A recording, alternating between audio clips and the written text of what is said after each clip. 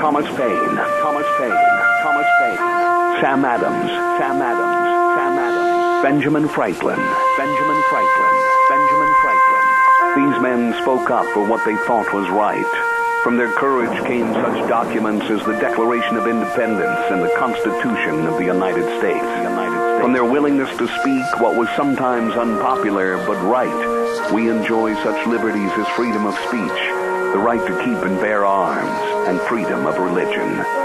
There are those who still wish to oppress our freedoms, and there are still patriots willing to stand up and defend life, liberty, and the pursuit of happiness.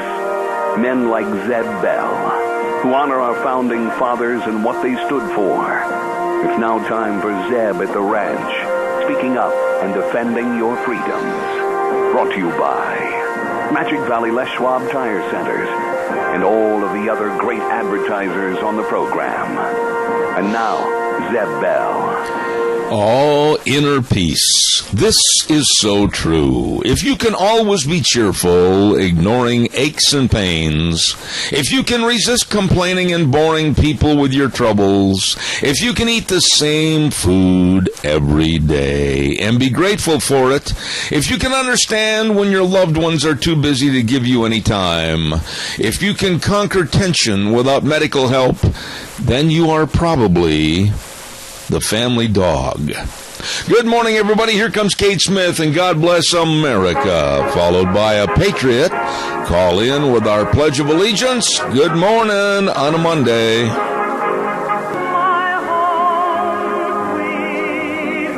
Oh, good morning, Zeb at the Ranch. I'm Zeb Bell with our major sponsor, your Magic Valley Les Schwab Tire Centers, all 7 locations serving you, along with some of our great advertisers, including Western Way Services, always at your disposal. Call, get on the route service, 734-6969. Locally owned and operated, and Valley-wide Home and Ranch, 910 South Oneida in Rupert. Everything for the farm, the home, and the ranch, as we draw closer and closer to fair time, Valley-wide Home and Ranch. Right now, good morning to Wheels, and do we have a Pledge of Allegiance person? Yes, sir, we do. All right, go ahead, please. Hi, Zeb. Hi, how are you? Good, how are you? Wonderful. Give us the pledge, please. I pledge allegiance to the flag of the United States of America and to the republic for which it stands, one nation, under God, indivisible, with liberty and justice for all. Are you having a good summer? Yeah, it's pretty fun. All right. Well, thank you for calling in. Thank you so much. God bless. Okay, bye. All righty. There is Abby. My goodness, it's good to hear from her. Hey, by the way, Ted's Diesel Electric. They're moving to a brand new address to better serve you at 635 21st Street. That's right on Alfresco Road in Heyburn. Owned by Doug Martin, a good friend of ours. Ted's Diesel and Electric moving to a new location to better serve you. Doug can rebuild your starters, alternators, generators, everything from lawnmowers to locomotives. And he also sells brand new. Ted's Diesel and Electric moving to a new location, 635 21st Street in Heyburn. Yes, sirree, Bob. Calls are welcome, 436-2244, 1-866-927. 4587. Hope you had a great weekend. We did. Kind of a unique weekend and really had a lot of enjoyment. Well, the weather was fantastic. Thank you so much.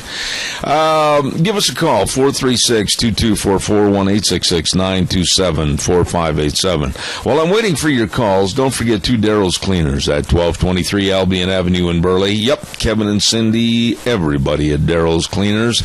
And you take your clothes in there, you lay them on the counter, and they're all rumply and crumply, and they're all soiled and everything. And then you go pick them up, and they look brand spanking new. That's what they do at Daryl's Cleaners, 1223 Albion Avenue in Burley. You stop in and see them today. And we also want to acknowledge some really good folks And that's SafeLink Internet. Yes, first month free, plus free installation, no contracts, no credit checks, unlimited data. These folks are good. You better believe it. Idaho's number one choice for Idaho's wireless internet, and that is SafeLink Internet. You call 677-8000. That number again, 677-8000. Get on the program today. SafeLink Internet, serving you. Oh, boy, we have a real flap going on right now.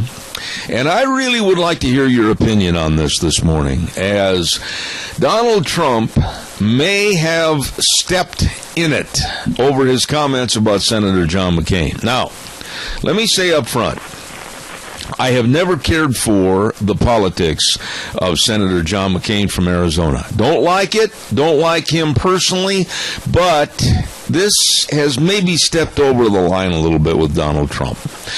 Actually, when you get right down to brass tacks, for those of you that have heard a little bit about it but don't know all the particulars, John McCain may have started this verbal fray or war of words between the two of them when McCain, called the people that were at the Arizona rally for Trump crazies. Yeah, McCain did start it. Well, then it got worse. When Trump said McCain was not a war hero for being captured, there it got a little bit dicey, and I don't think Trump should have gone there. Criticizing McCain for his politics is one thing. Being a POW is another, and I feel that is sacred ground. I don't think that Donald Trump should have gone there at all, and for that comment, I think that Donald Trump should apologize. But what I don't like, because they have shown that there have been a bunch of cowards, the GOP in general, with a lot of the contenders for president, have been jumping on the bandwagon and criticizing Trump and saying how he should be thrown out of the race, etc., and I think that's totally uncalled for. Each and every one of these presidential hopefuls will probably make a gaffe before this election is all over. And I think maybe they better just shut up, back up, and let this thing play out. But there's been quite a few, including Marco Rubio, Jeb Bush, and others, that have jumped on the bandwagon to damn Trump. And I think maybe that they should have backed off. I think the comments that were made about John McCain and his being a POW were insensitive, and I think that Donald Trump should apologize. What are your thoughts? Give me a call, 436-2244, 1-866-927-4587. Maybe you don't agree with me. Maybe you think that's all right. All's fair in love and war and politics.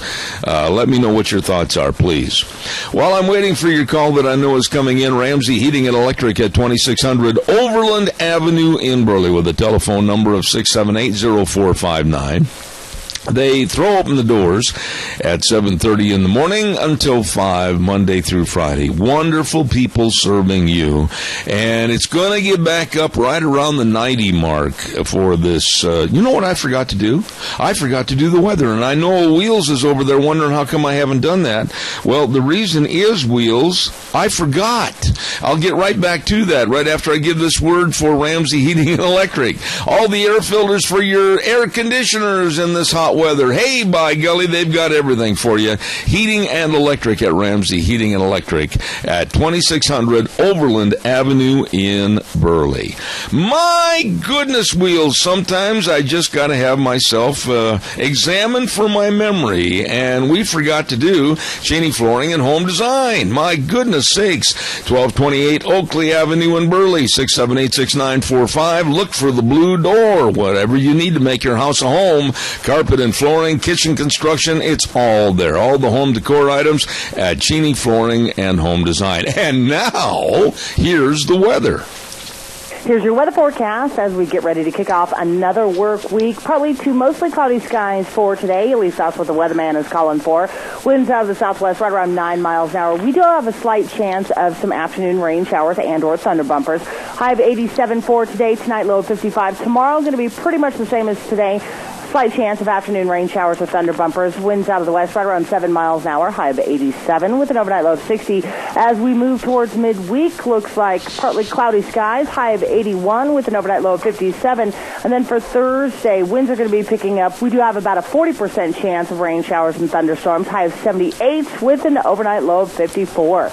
That's your weather forecast for Zeb at the Ranch. I appreciate that, and brought to you by Cheney Flooring and Home Design. Really good folks. Hey, I want to say thanks to Kyle and Whitney for all they do at 1228 Oakley Avenue in Burley, and they're going to be hosting a community garage sale August the 8th from 8 a.m. till 2 p.m. Check it out. Give them a call. Find out more. Get a space. 678-6945. Cheney Flooring and Home Design. Caller, good morning. You're on the air. Good morning to you, Zeb. Hi there. You know, maybe all these other 15 or 20 candidates that are running for president got together and said, let's gang up on this guy because he's saying some things that we may have to do to get elected ourselves. So let's leave him. You know, let's get him out of there as quick as we can. Yeah, I think that there's a lot of fear for Donald Trump. There is a lot of concern for the way that he has taken a hold of the majority of the polling numbers. I think that these people are running scared. Jeb Bush, Marco Rubio, many others are condemning him. This is a shot to run him down and hurt him, they think, in the polls. And quite frankly, I think they should just back off because, Keith, you've been around a long time. There's never been a candidate for office that has not at some time or another stuck their foot in their mouth, and I think these people should just shut up. I think so too, and I think Donald just needs to step back and take a breath. And I'm glad that he's bringing up these things.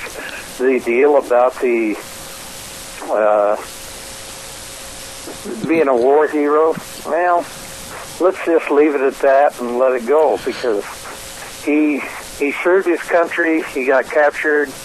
I understood that he had chances to get out. Yeah.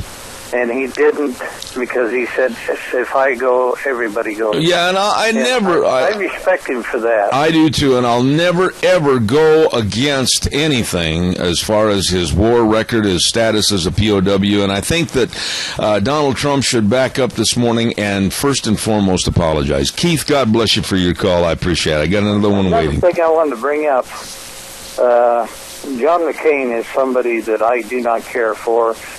He's soft-spoken. He handed that election to Obama in 2008 and everything else. But the one thing that Donald Trump brought up when I picked up on the news this morning was he said, I have never asked God for forgiveness. Well, and that, I did not hear that, but, He was just on about 15 who said that, McCain, or was that Trump? No, that was Trump. All right. See, and that's something that bothers me a little bit because I think we all have to sit down and have a talk with our Maker, and for things that we have done or haven't done, apologize and ask for forgiveness. Keith, got to run. Thank you very much, as always. Appreciate you. Thank you. Caller number 2, don't you dare go away because I'll be right there. I'm running a little bit late because of my forgetting the weather. Anyway, don't forget your Valley-wide home and ranch. They got all your buckets. You know what? You're going to have a busy time during the fair and all the fairs that are going to be going on. And I'm sure you're going to pack things up in the trailers and the pickups, and you're going to get to the fair and you're going to go, holy smokes, we forgot the buckets. We forgot the fly spray. We forgot all this, that, and the other. Well, it's all there for you at Valley-wide Home and Ranch. And 4-H'ers, you remember, if you're in 4-H, you get a 10% discount. Hey, they're waiting to serve you at Valley-wide Home and Ranch. shorts. They've got all the boots. They've got all the clothing. And for the people that like to just take a lazy day going fishing, they got the fishing equipment extraordinaire, along with all the licenses, too. At Valleywide Home and Ranch, you stop in and see them today. 910 South Oneida in Rupert. Caller, good morning. You're on the air. Thank you for your patience. Good morning, young man. Yes, sir. I got two things I want to take up with you. Number one, this comment that Trump made about John McCain. I firmly think that he should apologize because McCain was serving his country. Yes, I agree. And number two, our illustrious president has made all these gun-free zones. Let's make it a gun-free zone around him. Okay, Dal, we got to be really careful with what we say in that regard, and you can understand why in this day with all the crazies, etc.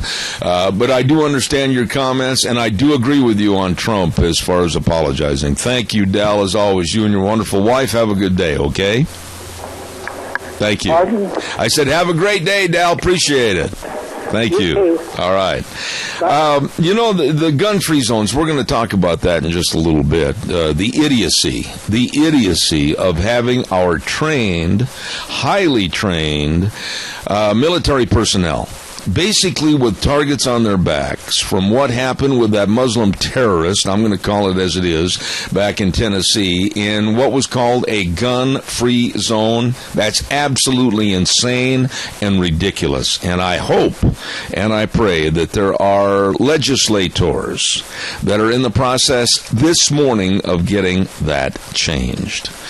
Calls are welcome, 436-2244, 1-866-927-4587. The question I've got for you this morning, again, is very simply, should John McCain apologize? I don't think there's any question that John McCain served his country and served it well. And he went through a very traumatic experience for about 5 years in the Hanoi Hilton and was treated in such a rough, gruff manner during his stay with injuries, etc. And I think that absolutely Trump was in the wrong for going there, and I think an apology is necessary. Caller, I'll be right there. Stand by. Denny's Restaurant, 611 Overland and Burley, the home of Zeb's Lunch Bunch. We had a wonderful lunch bunch last Thursday, and you can stop in anytime, all the time, for breakfast, lunch, and or dinner.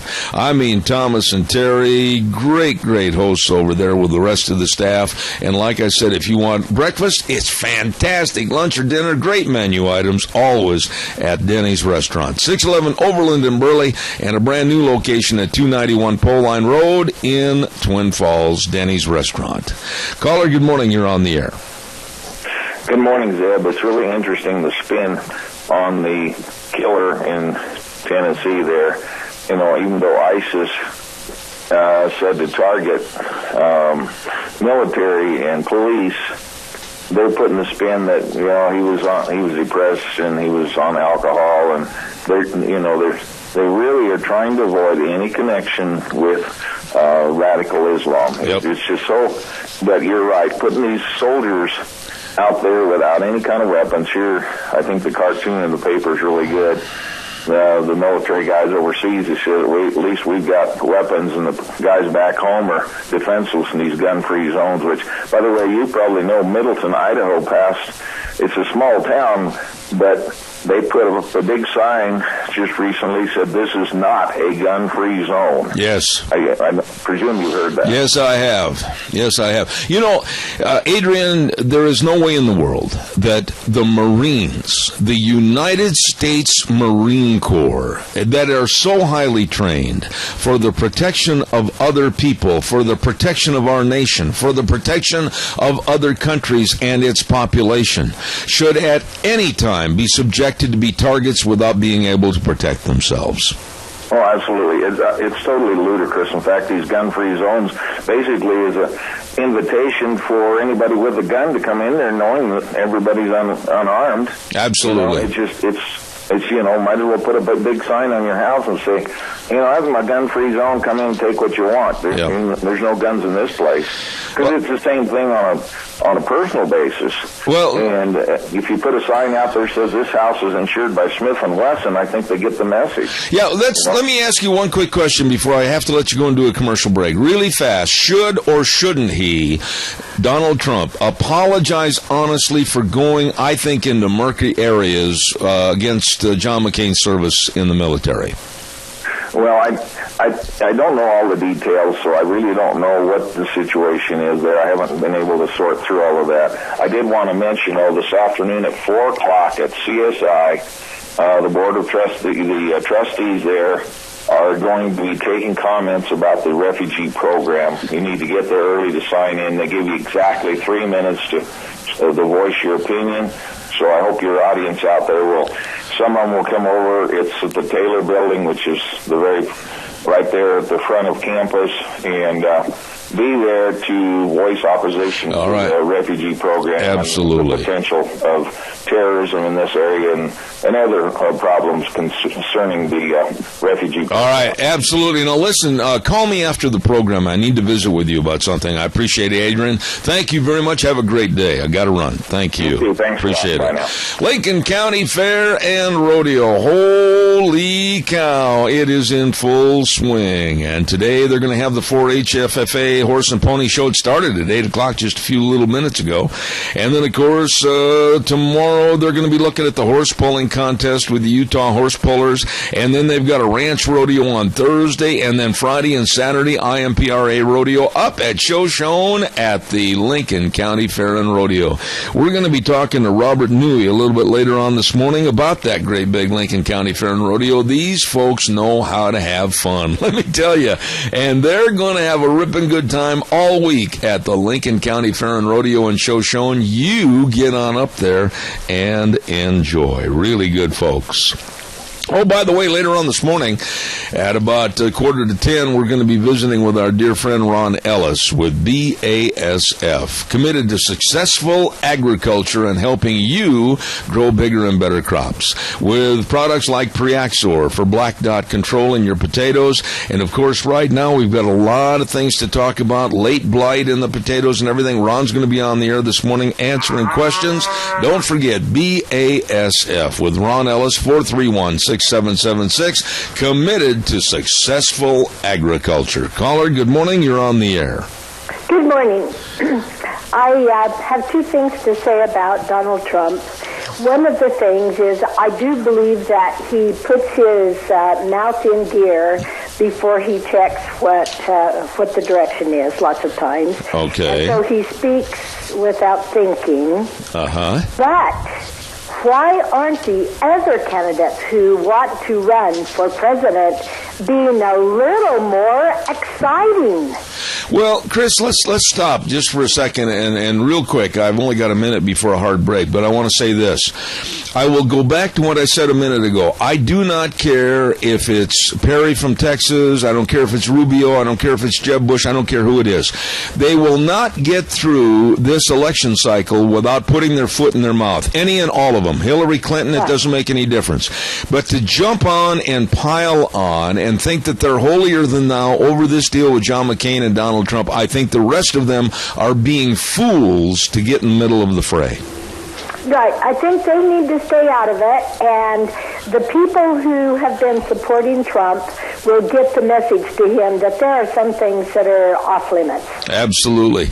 But the thing is that all of the guys that are running pretty much are kind of blah. Yeah. They're not getting excited or really sounding passionate about what they do. And until they get passionate, they don't have a chance to get Trump. I could not agree more, and the percentage numbers show that Trump is in the lead. It's going to be very interesting if somebody is going to try to doctor the numbers this week on the polling after the comments about John McCain have become public and everybody knows. Let's see what happens, Chris. Well, and I like John McCain. I really admire him and respect him. But he is way too eager to please the Democrats. Absolutely. I couldn't agree more. And I think it's time for him to retire. But on the other hand, as we've been discussing, I think his service to our country, his being captured and treated in such a terrible manner, I think that's an area where Trump should not have put his foot. I think until you've been in battle, you have no right to even say anything about McCain, because it was no picnic, I can tell you. Chris, God bless you. It's always good to hear from you. Thank you so much. Thank you. Hey, it's time for a Capital Press Ag Minute brought to you by Mount Harrison Audiology and Hearing Aids. Wonderful lady, Dr. Pickup, Christine Pickup, Doctor of Audiology, right behind the Minidoka Hospital across from the emergency room. Make an appointment for hearing screening today. I am telling you, I went in to see her, and I'm so glad I did. And you should too. Hearing loss is not a part of aging, and don't ignore it, because it's not an age problem and it's not normal. So take care of your hearing. Have one of those hearing screenings today. 312-0957, Mount Harrison Audiology. And right now, here is the Capital Press Ag Minute. Today's Ag Minute brought to you by the Capital Press, the West Ag Weekly. A Canadian trade official said she is encouraged by efforts in Congress to repeal a meat labeling rule that's been the objective of a 6-year dispute between the U.S. and its two biggest trade partners. Cassie Doyle, the Canadian Counsel General, said that if Congress does not repeal the country of origin label law for meat, retaliatory tariffs imposed by Canada and Mexico could be devastating for U.S. agricultural commodities, called COOL. The rule requires the meat labels to show where the animals were born, raised, and slaughtered. The U.S. House voted last month to repeal COOL. Canada has threatened to impose retaliatory tariffs on more than 36 American commodities, including beef, pork, rice, corn, apples, cherries, and wine. For the Capital Press Ag Minute, I am Raul Pena. For more agriculture news and information, turn to the West Ag Weekly, the Capital Press, and CapitalPress.com. And by the way, if you have a hearing problem, uncorrected hearing loss gives rise to poorer quality of life isolation and reduced social activity, which can lead to depression. Get your hearing checked today at Mount Harrison Audiology with Christine Pickup, Doctor of Audiology. Call for an appointment at 312-0957. Holy cow, I'm going to give away some cinnamon rolls, and this is only for first-time winners. If you're a repeat winner in the past, we're going to give away some cinnamon rolls to Sophie's Chatterbox, 530 East Street in Rupert. Number to call, 436-0354. Great place to eat. Great place to have bakery goods. My goodness, Sophie's Chatterbox right on the square in Rupert. And here is the question for today. It's an easy one. In the movie The Shootist with John Wayne, who played the part of the doctor? Who was the actor that played the doctor in the movie The Shootist with John Wayne? 436-2244, 1-866-927-4587. Give me a call real fast, really fast. Run to the phone if you have the answer. In the movie The Shootist with John Wayne, who played the doctor? Good morning, caller. You're on the air. Yes, was it Jimmy Stewart? Who is this? This is Aaron Clegg. Have you won before? No. Aaron Clegg, you said? Yes. Well, I hope you enjoy those cinnamon rolls, because the only thing is I'd like to share them with you.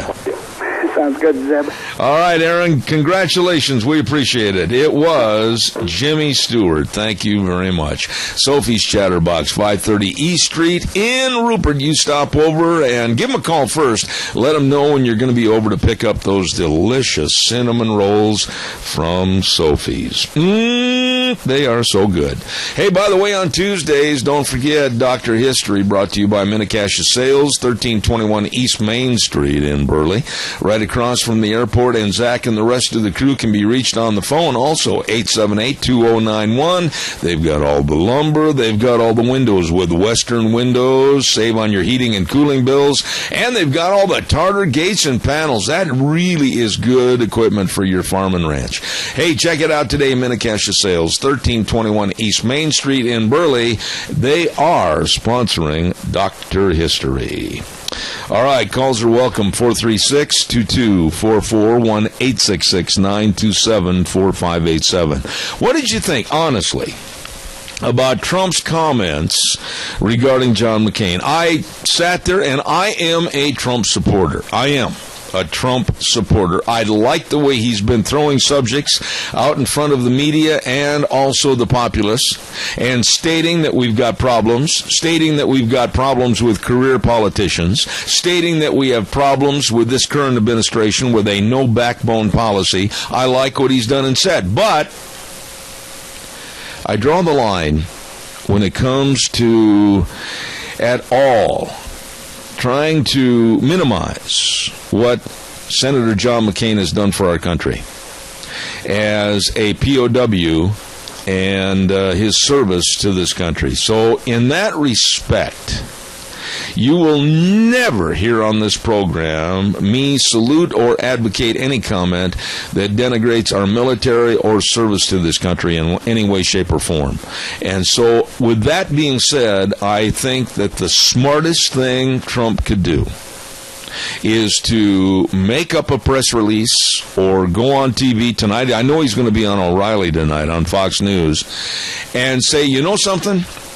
I should have never let my mouth overrule my brain, and I rambled into John McCain's military service, and I wished I wouldn't have. I should have stayed right with his political background and what he has done or not done, and for that, I apologize. That's what I think Trump should do.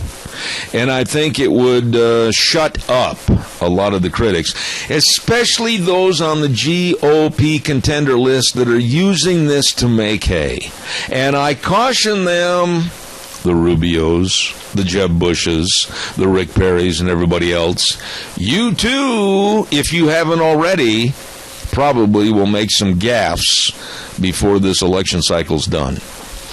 Calls are welcome, 436-2244, 1-866-927-4587. Barry Equipment and Rental, I tell you what, these people have got everything. I went by their location the other day. I was going to stop in, but man, they were so busy. They've got all the equipment for you to get any job done right. 3 locations serving you: Addison Avenue West in Twin Falls, South Lincoln in Jerome, and 159 West Highway 30 in Burley. And at the Burley location, drive by, they got all the Doosan loaders, all the Coyote tractors, the Bobcats, the Walker mowers, and you know, they'll take the time to show you how to operate them, whether you're buying or renting. They can help at Barry Equipment and Rental in Jerome, and 159 West Highway 30 in Burley. They've got the equipment for you. Evidently, you don't have any thoughts about Donald Trump and his comments. I'm surprised that we didn't hear more people give us a call. One of the things that absolutely has offended me was what Wendy Sherman, Under Secretary of State, said last week in defense of the Obama-Iranian nuclear treaty and or agreement, however you want to phrase it. When she was calling our American prisoners in Iran detainees. Oh, they've switched from saying hostages. They've switched from saying prisoners, and now all of a sudden they are just detainees. They're being detained. And you know, that really offends me. Words from this administration to lessen the value and the danger and the transgressions against our United States and its citizens. No, they're not being detained. They are being held in hellholes. They are being held in prisons that are absolutely detestable, and they are prisoners and hostages by the Iranian government. Why are we soft-soaping everything for Iran? Why are we capitulating? Why are we giving in? Why are we creating gee, did we offend you? We're sorry. Here, we'll change the verbiage. My goodness. I want to have Pastor Abedini come home to Boise to be with his wife and children. I want that Marine that did nothing wrong. And I want him to come home and see his father before his father passes away. I want those businessmen that were over in Iran and were arrested over trumped up, absolutely unbelievable charges. I want them to come home. And I really, we're making such a big to-do, honestly, about Donald Trump and the flap with Senator John McCain.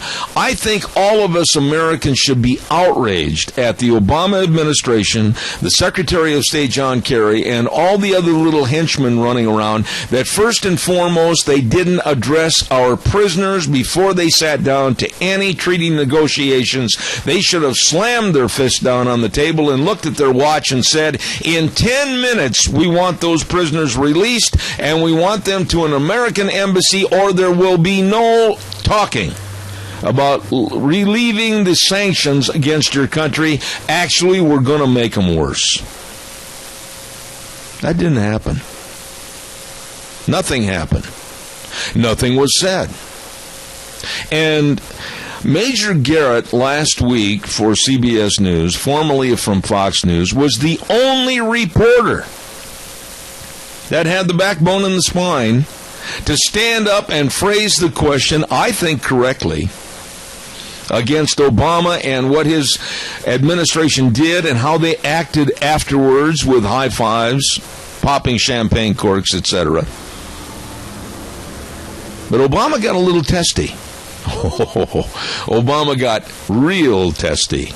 And his eyes narrowed and he leaned on the podium, and you could tell that there was fire in his eye against Major Garrett. But I wish that more journalists had the backbone that Garrett did to ask why. Why wasn't that first and foremost on the docket? To let our people go, get them back to the safety of our United States. Then we will negotiate with you, Iran, about a nuclear treaty. It wasn't done. 436-2244, 1-866-927-4587. Give me a call. Burley Physical Therapy and Rehabilitation with Nick Greenwell, the head of the outfit, physical therapist, and all the great physical therapists at 1263 Bennett Avenue, Suite 2 in Burley, right behind Dr. Crane's office. And I'm telling you from firsthand experience, they all know all the exercises. They all know about sports medicine. They all know about how you can get back to being you. That's right. They can help you. All the physical therapists right there at Burley Physical Therapy and Rehabilitation, the number to call for an appointment to start getting back to where you should be, 678-1191. 678-1191. All ages from 6 months old to 96. Stop in at Burley Physical Therapy and Rehabilitation. All right, your turn. Give me a call, 436-2244, 1-866-927-4587. You know, former New York Mayor Rudy Giuliani this morning, I think, said it the best. I think he hit the nail right on the head.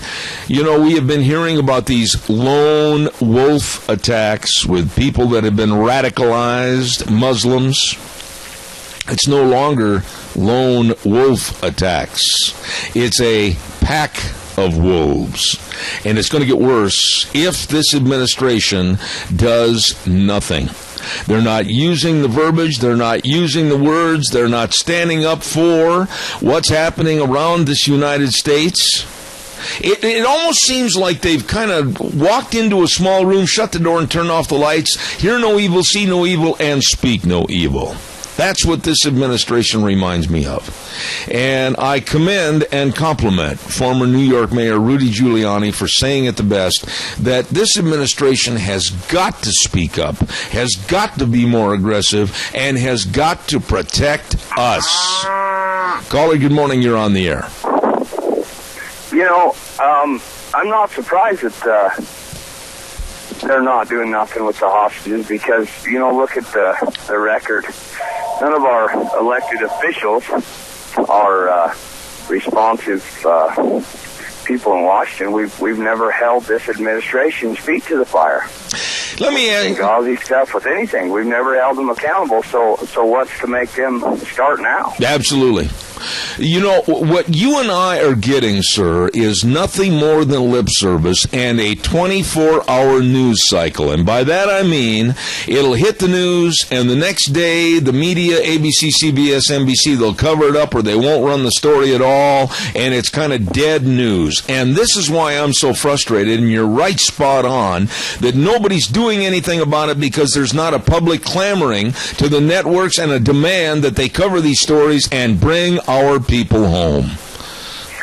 Oh, exactly. And as we might, there's a mentality around here that, you know, we're from small town Idaho and it really doesn't matter what we say. And that's a bunch of bull. You know, if we all got together and just like they did stop that nonsense they're doing around the 4th of July at New York. Yeah. You know, there's power in numbers and like-minded people, and we need to get the ball rolling to hold their feet to the fire on this deal. You know, and I so much... How old are you, if you don't mind my being rude and asking? Please tell me. I'm 34.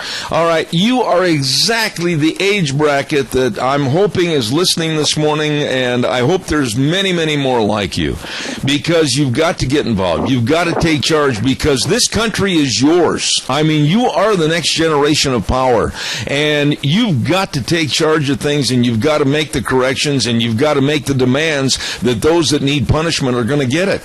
And I'm with you, man. I'm with you. We've got to do something, but I don't see it happening in this administration. They're turning a deaf ear as to what's going on over in Iran. They're turning a deaf ear to what's going on in our national security. They're turning a deaf ear as far as what ISIS is and what needs to be done about it. So what do we do? That's a $100 million question, Zeb. And it's quite disappointing because people say, man, you call the Zeb Bell Show all the time. You're always ranting and raving. You know, we've got people for that. No, we don't. It's us. That's right. It's us that's electing officials to work for us. And the people in my generation have that laid back, oh, there's people for that mentality, and it's very sad. It really is. I am so thankful we have someone like you, and thank you for your calls this morning. It's an inspiration to hear somebody of that generation, 34 years of age, standing up and willing to be counted. Thank you, sir, very much. Have a good day. God bless. God bless. Thank you. Man, that's refreshing. I agree with him. There's got to be something. You know, when Mike Crapo was down here, I asked poignant questions about what's going on. You've got to ask questions. You've got to sit there and be the squeaky wheel. We deserve answers. The first 3 words of our Constitution are we the people. It doesn't say we the politicians. Oh my goodness, I'm late for the weather again. Weather brought to you this hour by Mad River Laser, and they're located at 502 East Street in Rupert. Nicole and the rest of the crew. Wow, if you haven't been in there, you'd better go on in and see exactly everything they do. All the engraving and all the making of the t-shirts and the caps and the jackets and the sweatshirts with your company logos and everything. Oh man, they are simply the best. Nobody better. You stop in and see Nicole today at Mad River Laser, 502 East Street in Rupert, or give her a call at 436-2293. Right now, here is the weather. Here's your weather forecast as we get ready to kick off another work week. Partly to mostly cloudy skies for today. At least that's what the weatherman is calling for. Winds out of the southwest right around 9 miles an hour. We do have a slight chance of some afternoon rain showers and or thunder bumpers. High of 87 for today. Tonight, low of 55. Tomorrow going to be pretty much the same as today. Slight chance of afternoon rain showers or thunder bumpers. Winds out of the west right around 7 miles an hour. High of 87 with an overnight low of 60. As we move towards midweek, looks like partly cloudy skies. High of 81 with an overnight low of 57. And then for Thursday, winds are going to be picking up. We do have about a 40% chance of rain showers and thunderstorms. High of 78 with an overnight low of 54. That's your weather forecast for Zeb at the Ranch. I really appreciate that, Gina. Sounds good. Mad River Laser, our weather sponsor for this hour, 502 East Street in Rupert, right on the square. You stop in and see Nicole today. You know, I will say this, and I mean this.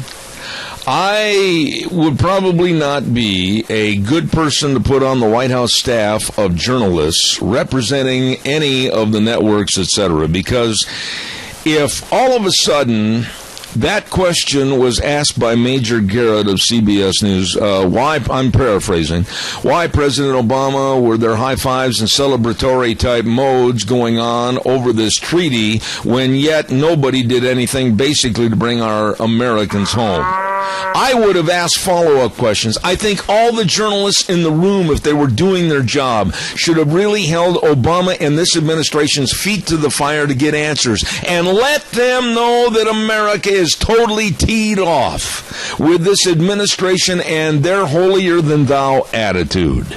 Good morning, caller. You're on the air. Yeah, we just recently had some of our kids down here from northern Idaho, and they're in their mid-30s. And trying to start up conversation, I tried to bring up subjects that are happening around the country right now, and even locally. And these kids don't have a clue. And, they don't watch any news. They don't watch anything like that. They've got the opinion that if they don't mind, it doesn't matter. It will go away. They don't want to hear bad news. And I'll tell you what, it scares the hell out of me with all these people that don't know what's going on out there right now. All right. Now, what did you do or what did you say to try to inform them as to really the solemn part of the news and how dangerous times we're living in? I mean, what did you tell them? Well, that's the thing. I try to tell them, you need to pay attention. You need to get your voice out there because if you don't, before long, we're going to be facing east every morning, and our women won't matter, and they're going to be getting beat and raped and worse. And what was their response to that? Like I say, I hear enough bad news all the time. I don't want to hear that stuff. Oh, my goodness. And you know what you just said, though, sir? May I be, again, rude? How old are you? Are you in my age bracket or probably a little bit younger? I'm 58. You're a little bit younger. It's so frustrating for me. I want to just stand next to a cement wall and just beat my head up against the wall because I can't understand why we can't force the issue with these politicians. I'll tell you one example. Mike Simpson. Mike has done a lot for the state of Idaho. He's done a lot for our water, etc., but he's made a couple of faux pas of ignorance over the Muslim situation in this country, and he should apologize for that and be more diligent. And I keep hammering at him, but other people tell me, oh, just shut up and go sit in the corner and leave it alone. I won't do that. Yeah, I know what you mean. I get laughed at by a lot of people because I'm what you would call a news junkie. I love watching the news, seeing what's going on in the world and voicing my opinion. And it gets me in trouble with my kids quite a bit because I do have an opinion that differs from theirs, let's say. Well, it just scares me that we've got this, never mind, it'll go away attitude with our younger people out there. And right there, and please, I'm not being accusing that your children or your younger members of your family are like this. I'm just saying that it's so dangerous that they don't recognize the value of what we're losing through our constitutional values, our freedoms, etc. Because someday, somewhere, somehow, all of a sudden they're going to go, holy cow, what happened? Yep, exactly. Thank you, sir. God's blessings to you, and have a great week. Thank you. Thank you very much. Boy, I tell you, I can feel for him. I feel his pain. Because there are so many people, when I go to speak at various functions and everything, they'll kind of sit there and go, oh, well, gee whiz, I get sick of hearing the news. I just bury my head and I go crack open a couple of peanuts and sit there and just chew. I'm so sick of this attitude. We have got, what are we leaving for our kids and our grandkids? We should be standing up. I don't care if you're 68. I don't care if you're 88. I don't care if you're 48. We should be standing up and saying, no, we're not going to let this happen. No, Obama. We don't like anything to do with this Muslim terrorist killer in Tennessee that murdered 5 Marines in a gun-free zone, which is totally idiotic. We want them to have guns. We want them to be able to protect themselves. And we, the American public, want to be protected. Call it what it is. We need to start making demands. It's we the people, not we the politicians. Don't forget your Magic Valley Les Schwab Tire Centers. All 7 locations serving you right here in the Magic Valley. Oh, man, they're good. They are such nice people.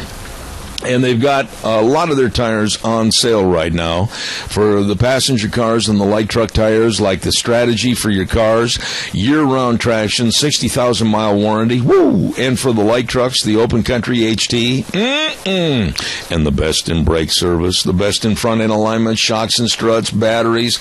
But I want to go back and say all 7 locations are the best in service. They come at a high lope to serve you, and serve you they do. Lane and Rupert, Dave on Blue Lakes and Twin, Mike and Buell, Mike and Jerome, the Twist family and Paul, John on Poline and Twin Falls, and my old buddy Randy on Overland and Burley, your Magic Valley Les Schwab Tire Centers. Let's see. One thing I'd like to ask real quick, why will the White House not fly the flag at half-staff in remembrance and honor of those 5 Marines that were killed in Tennessee? Why not? Obama hasn't even said a word about it. When the Sandy Hook school disaster took place, the flag was at half-staff. They fly the flag at half-staff on Abraham Lincoln's birthday and many other occasions. Why, when 5 absolutely wonderful Marines that have served our country were murdered in cold blood by this Muslim terrorist killer, why hasn't the flag over the White House been ordered to be flown at half-staff? We're going to take a break for about 6 minutes and then come back. We've got Doug Johnson from Colorado and then Kerry Kupek with the Alliance Defending Freedom. Don't go away. I'll see you back here in 6 minutes.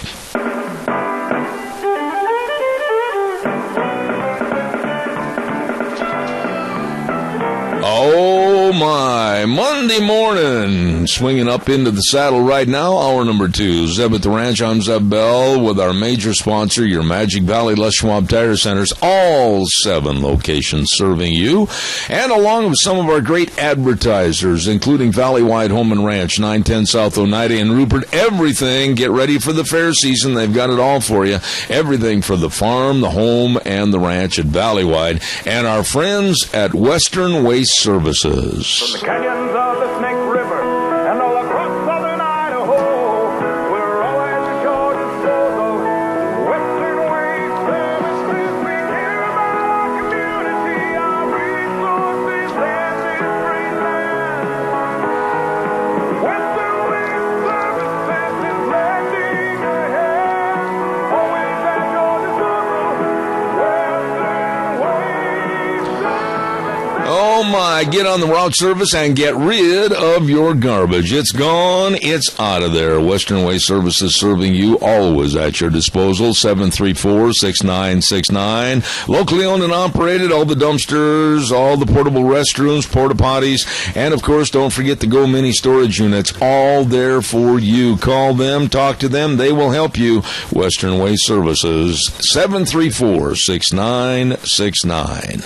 Hey, by the way, Ted's Diesel and Electric is moving to 635 21st Street, right there on Alfresco Road in Heyburn, owned by Doug Martin, a good old boy. And they're going to be moving to a new location to better serve you. And Doug can rebuild your starters, alternators, generators, everything from lawnmowers to locomotives. Choo-choo, here we go. And he also sells brand new Ted's Diesel and Electric. New location going to be 635 21st Street in Heyburn. We're going to have our guest with us momentarily, but stand by. Hanson Mortuary, we want to say thank you so much to Joel Heward and his staff and family for the service they provide for you. That's right. They're located at 710 6th Street in Rupert, and they are there with the family attention that you need and deserve. Always with the highest ethical standards with unquestioned integrity.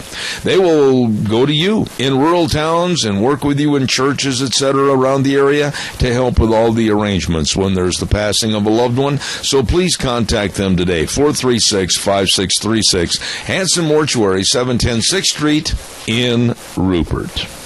Right now, we're going to go to the phone lines, and a very, very dear friend of mine on the air from Colorado, and hopefully we'll still be dear friends. We may differ just a little bit over a certain subject matter this morning, but we'll check and see. Good morning, Doug Johnson. How are you? Good morning, Zeb. How are you this morning? I'm good. I'm going to just lay it on the line to you this morning, and then you can tell me I'm wrong, and then I'll come back and tell you you're wrong. I think that Donald Trump may have stepped in it a little bit over his comments that I think are over the line when it comes to Senator John McCain being a POW and being a prisoner of war in one of the worst hellholes ever in world's history, the Hanoi Hilton. I think that Donald Trump would have been better served to criticize his political record, which deserves criticizing. I think Donald Trump would have been better served to go after McCain and what he has done or not done as a senator for the state of Arizona. But I think when he mentioned the POW and the war in Vietnam, I think that's when he stepped out of bounds. Your thoughts? Well, I think there's 3 points here, and I wrote about this in a blog post I put up yesterday that I updated about 10 minutes ago because there's a new information. But what's interesting to me is there's 3 points here, and I think people are missing them. And so I'll list them, and we can go through them if you want, and in any order you want, Zeb. Okay. The 3 points are, one is people are making hay saying that Trump attacked McCain's status as a war hero, which is not true, and Trump, as I link in my blog post to Cheryl Atkinson, who went in and proved that it was wrong. Trump started to say he was not a war hero, then corrected himself, and 4 times said, no, he is a war hero. Mm-hmm. So that was not in question, but he did raise the issue, as he brought the issue up, and the media has reported it wrongly, and that's the media all the way from the left-wing Washington Post to the moderate Fox News have all reported it wrong and falsely on this. So people are not hearing the whole story. That's number one. The second thing in this that I think is important that needs to be addressed is, was McCain really a war hero? And people don't want to talk about this. They go based on the public statements, but they don't realize that even in his own memoir, John McCain admitted that he broke down to the Vietnamese and confessed and gave classified information that reports have shown increased the loss of air power or aircraft in Vietnam by up to 60% in the Vietnam War because of what he did. So it is a question, but people don't raise the question because President Nixon pardoned all the POWs for anything they did in captivity. And the third point, which I think is the most important of all of it, is this is all superficial because the real issue is Trump was standing up for the attack McCain had on the American people who believe in border security and what McCain was calling them, and Trump was defending that. McCain and Trump have been feuding, and this was Trump's latest salvo in it. So I think those are the 3 main points, and a lot of people aren't aware of it, and I have added to my blog post 10 minutes ago a comment that was put on my blog is also published by barbwire.com, and somebody this morning, a veteran, went in and wrote a very interesting comment, and I added that to an update on my blog post because he says that he served 12 years in 2 branches of the military. He says, I'm not a hero. I respect McCain for his service, but serving and even being a POW is overshadowed by how you conduct yourself and how you use the rest of your life. Based on the code of conduct, McCain was a traitor, regardless of Nixon's pardon. And then he goes and he actually lists, and I've listed it 4 people, the actual code of conduct. And when you read it, you realize that McCain did fail in his duty as a prisoner of war under the code of conduct. So I think that that's a very long answer to your question, Zev. So, and I won't take away the obligation we have to respect the service somebody's given to our country, and especially a terrible thing he went through being a POW. I don't know that I could stand up to what somebody went through. But on the other side, I think just blanketly saying he's a hero when we really don't know the whole story is not really proper either. Let me take a phone call real quick, and then I want to respond to what your points of interest were. Caller, real fast. Go ahead, please. Yes, good morning, Zeb. Some years ago, it came out that McCain was ordered to stay out of a particular area, and he went ahead and go through that area, and he was shot down as a result. Mm-hmm. All right, well, I appreciate that, Tony, that added information, and we're going to discuss this further. Thank you so much to you in Twin Falls. Thank you very much. Sure. All right. Doug, I would respond by this, and very simply put, and I've thought a lot about this, and I do a lot of work with the POW MIAs. I still think, and I will maintain, and I will argue with anybody, nose to nose, that going on to that ground of POWs, service to our country, I think it was ill thought of by Donald Trump to let that verbal slip go. He would have been better served politically if he just would have attacked the man's record in the Senate, which is easily attackable, if you will. But I think he made a misnomer there. I will say one other thing, too. For the GOP to jump en masse against Donald Trump as a means of trying to get him thrown out of the race because they're jealous of his policies and they're jealous of his poll numbers, let them throw the first stone, but then let also be said they'd better not make any gaffes during the political campaign, because then somebody's going to throw it right back at them. Well, I wouldn't disagree with anything you said, Zeb. I think we have to remember that Trump did not bring this up. He was confronted with this, and he responded. Now, I'm not saying his response was good. Even in my blog post, I say he certainly could have chosen better words. But anybody who's spent time living with and around New Yorkers, and Trump is absolutely a classic New Yorker, and I spent about 13 years of my life living around them. This is the way a lot of them just speak. They just bluntly throw it out there. And so I'm not excusing it, but I'm also understanding that this is a little bit of who he is. And I think that people have to decide, are they going to take somebody, warts and all, so to speak? And I think this is one of Trump's, I guess I'll put it this way. It's one of both his strong and his weak points. It's strong in the sense that he'll just say what he thinks and he doesn't care about political correctness. I agree. It's weak in the sense that sometimes he will do things as anybody could and say things without putting enough thought into it and into how he's going to say it. And I think this time he's done it. But I think what hurts him worse this time is the fact the media has not reported it truthfully. And I think that's the worst part. People are attacking him when he corrected himself immediately, and he did it 4 times. And I think that's a terrible thing. The media doesn't report that. I totally agree with what you just said. However, for the rest of the GOP leadership to jump on and use spiked heels and try to jump on Trump's head, I think, like I said a moment ago, I'll stand behind that they're going to make gaffes during this presidential election, and woe betide the first person that makes a mistake, because then the stones will be thrown at them. I will also say that John McCain started this incendiary warfare of words when he termed over 5,000 people that turned out to Trump's rally in Phoenix area crazy. So there again, that's not even being reported. That's not even being asked for an apology, and that's wrong on the other side of the coin.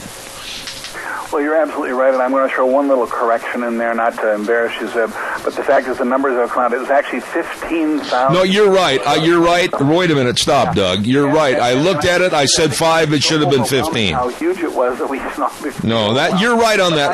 I looked down at the paper. I said 5. It was a misspeak by me, but not to be corrected in any way, shape, or form. It was still thousands of people that were called crazies that McCain, if anybody needed to start this warfare, it was him, and he should apologize first and foremost. Well, absolutely, and this is where I say in my blog post, I say Trump's the real hero, because Trump, in this whole back and forth, Trump was standing up and coming back at McCain for attacking the American citizens who had come to his event that believe in border security, and I think it's a great thing when a politician will have the courage to stand up and say, you shouldn't attack those people. They have a right to believe what they believe, and they happen to be right. But McCain is known for these kind of attacks, as we all know. I mean, and I cite it once again in my blog post. Just doesn't one that people should remember, because this wasn't that long ago, is when he attacked Justin Amash, Ted Cruz, and Rand Paul, and called them wacko birds. And so this is typical John McCain, and he's never held accountable for it. He's one of the elite in Washington who people don't feel they can attack, and it's ridiculous. he's almost as sacred a cow as Barack Obama in many ways. Oh, wait a minute. Right there is the next subject to discuss. I was very saddened that most of the journalists in the room, except Major Garrett with CBS News last week at that press conference, didn't have the backbone or the spine to really address President Obama in the issue of the prisoners of American prisoners over in Iran that are being held in terrible prison conditions, and why they weren't first and foremost treated when they were discussing this treaty. And when he addressed the president on this, you could see Obama just get filled with hate and get filled with anger and didn't want to answer the question. And Major Garrett was the only journalist that had the backbone to put it in the forefront.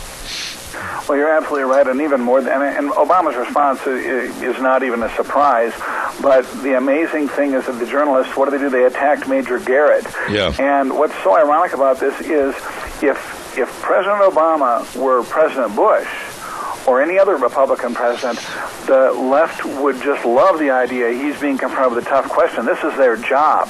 But because Obama's a sacred cow and you don't question a Democrat, especially the first black American president who's a Democrat, they attack Major Garrett. And I will give kudos to Major Garrett for being willing to ask the tough questions. And I think it's shameful what the rest of the media did, and because they should have piled on. Absolutely. Back when Sam Donaldson used to give Ronald Reagan a hard time, now Reagan was an expert at handling it, but the media all loved Sam Donaldson for it, even though Reagan would put him in his place.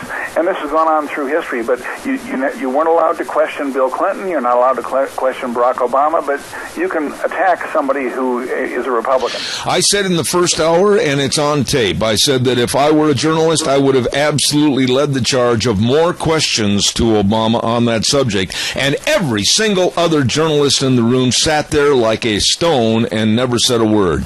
We have a caller with a question. Go ahead quickly, caller. I'm almost out of time. I understand, Zeb, and thank you for taking my call. Appreciate both of you guys. Just want to say, if there's one guy who can win on an independent ticket, it's Donald Trump. And the Republicans are under enough scrutiny. They better watch their step. I don't care how powerful they are. They better watch their step. This guy could win independent. I agree with you, sir. Thank you very much for your call. Doug, going back to what that gentleman just said, and then also reiterating about the Rick Perrys, the Marco Rubios, and the Jeb Bushes in basically throwing Donald Trump an anchor while he's swimming in the water, this absolutely is going to come back to haunt him. I think they made a big mistake by jumping on the bandwagon trying to push him down. Oh, absolutely. It's a huge mistake, and it's amazing Rick Perry did. Now, Rick Perry feels very threatened, I'm sure, because Trump has been hard on Rick Perry about the fact he didn't believe that Perry did enough for the southern border in Texas as governor of Texas. But on the flip side, it's interesting because, back in the last election, when Rick Perry stumbled in the debates and was asked a question and said there's 3 points, and he couldn't remember the third point, everybody jumped on him. I actually was one of the few to defend him, saying anybody can have a slip of memory, in a tough situation on a moment's notice, and it's not the whole campaign. But that basically destroyed Rick Perry's campaign, and for him to turn around and use the same tactics against Donald Trump is shameful. However, I will say this, I don't think this will stop Donald Trump. Donald Trump is a force to be reckoned with, and I think he may be the only Republican running that is not an establishment Republican that has a chance to win this election, because the establishment is geared up so hard to do so much against everybody else. They're playing them against each other, and I actually have been thinking about writing a piece about how they plan to do this to keep everybody else from winning. And the only one who doesn't fit the mold that will fail against them is Donald Trump, because of who he is and what he has going for him. Let's talk a little bit about Art Smith, my dear friend that just called in a minute ago, talking about independents versus the Republican and the Democrats. There's a lot to be said, I think, this morning for a lot of people that I know here, and I'm sure a lot of people that you know in Colorado, that are ready to jump ship away from the GOP because of this situation and support Donald Trump. I think we could see a major change to where an independent Trump might take leadership of a new throng of followers in the independent part of the party. Well, it certainly could happen. You know, Trump has not closed the door on an independent run. He prefers to run as a GOP candidate, which I think is wise, because I think the issue is taking back the GOP, not replacing it. Right. And the reason I said, and I think you and I have talked about it before, Zeb, is that I don't know that there's enough time left for us to build a strong enough third party to have any influence before we've lost so many freedoms we can't. I mean, I think we have one election cycle left, and so he would have to sweep this election. And I'm not sure that a third party can come to that level of prominence that fast. Now, I will say, in response to the caller's comment, Trump is an exception to many, many rules, and his what I find fascinating is so many people in this country who pay no attention whatsoever to politics are suddenly paying attention. Yeah. People who traditionally voted Democrat or haven't voted or Republican, but people from the other side of the aisle or who are not involved are paying attention. This is doing a tremendous thing and could create an entirely different makeup of the voting populace we have to deal with in 2016. And because of that, it's very possible that Trump could swing them in, could pull it off. I'm not sure, but he may be the exception to what I'll call the rule. Well, yeah, but Doug, wait a minute. I want to go back and use 3 words that you used in that last little dissertation. You said time to build. Actually, he's already building with the poll numbers that show he's way out in front. He's building a base. He's building a change. He's building a philosophy. He's building a common ground. So actually, he's already transitioning and changing things, is he not? Oh, yeah, I absolutely agree with that. And I guess that's when I say that he may be the exception. That's part of what the exception is. He is doing something that I'm not sure anybody else today in America could do. And so, and I'll put it this way. You know, I believe America is if we don't see major change in 2016, America is doomed. It's over. And I think that God may just be answering many of our prayers through a man like Donald Trump. We have to know that, you know, God does not always use the perfect. He doesn't even always use those who follow him to achieve his ends. Holy cow, in the Bible we even see him use a donkey. So that's not the point. But this may be an opportunity for America to have one last chance to turn itself around. And the more I talk, the more I sound like a Trump supporter, and I've pretty much become a Trump supporter, but I'm not ruling out some of the good people. I'm just not sure anybody else has a chance against the establishment Republicans like he does, and certainly against the Democrats. And because he can pull from both sides of the aisle, because he can pull in people who aren't involved at all. In fact, I don't know if it was last time we talked or not that we talked about it. His speech in Arizona, and Jamil Shaw, the black gentleman whose son had died, who spoke at the event. Right. And he talked about his liberal friends were all excited about Donald Trump and believed in Donald Trump and how everybody loves Donald Trump. And I listened to it and I thought to myself, here we're hearing about people who either aren't involved or they're on the left, but they're saying, this guy's the exception. He can help us. And so I think Trump in many ways is the bigger-than-life character that very well may be the one who can pull this off. I wish we had more time to visit. Thank you so much, Doug Johnson in Colorado. I didn't even get into about 3 or 4 of the other subjects that I had for bullet points. But, Doug, thank you so much for your time and effort this morning. Always enjoy a good, spirited debate. God bless you, and we'll see you next week. Thanks, Zeb. I'll talk to you next week. All right, buddy. Thank you so much. From Colorado, great author and political blogger, if you will, Doug Johnson with the Horse Sense blog. Thank you very much for coming on the program. Hey, don't forget Cheney Flooring and Home Design, 1228 Oakley Avenue in Burley. Look for their blue door. Number to call, 678-6945. And they're going to be hosting a community garage sale on August 8th from 8 in the morning until 2 in the afternoon, and registration deadline is July 25th this week. So hey, get a hold of them today for a space at that community garage sale at Cheney Flooring and Home Design, 1228 Oakley Avenue in Burley. Look for the blue door. Hey, guess what's going to be coming up in just a matter of days? The Jerome County Fair and Rodeo, August 4th through the 8th in Jerome. Holy smokes, are they going to have a ripping good good time. I'm talking PRCA rodeos August 4, 5, and 6. And then on Friday night, August 7th, they're going to have at 7 o'clock the great big pig wrestling and tug of war. Oh, that's going to be fun watching. And then on Saturday, August 8th, they're going to have at 7 p.m. the monster trucks in the Depew Arena. All of this and everything else connected to a great county fair. The Jerome County Fair and Rodeo, August 4th through the 8th in Jerome. You be there. Oh my, there's so much fun coming up this time of the year with all the county fairs and all the added things with county fairs and all the special things to go and be a part of. Man, we are looking at least another almost 6-7 weeks of solid county fair information, and we'll have it for you right here on Zeb at the Ranch. Hey, let's ride Highway 24 between Rupert and Heyburn, 270 Highway 24 to be exact, and this is where the fun is sold. This weekend was indicative of how thankful I am that Nick talked us in about 4 or 5 years ago into having an ATV. You can get up in the hills and enjoy. We did. You better believe it. Let's ride 270 Highway 24, and they've got all kinds of ATVs. Yep, all the four-wheelers crammed into that showroom, along with the watercraft to have fun on the rivers, the lakes, or in a big puddle of water. I'll tell you what, it's all there, along with all the accessories, and they've got a great service department, too. At Let's Ride, where the fun is sold, you stop over and see them today.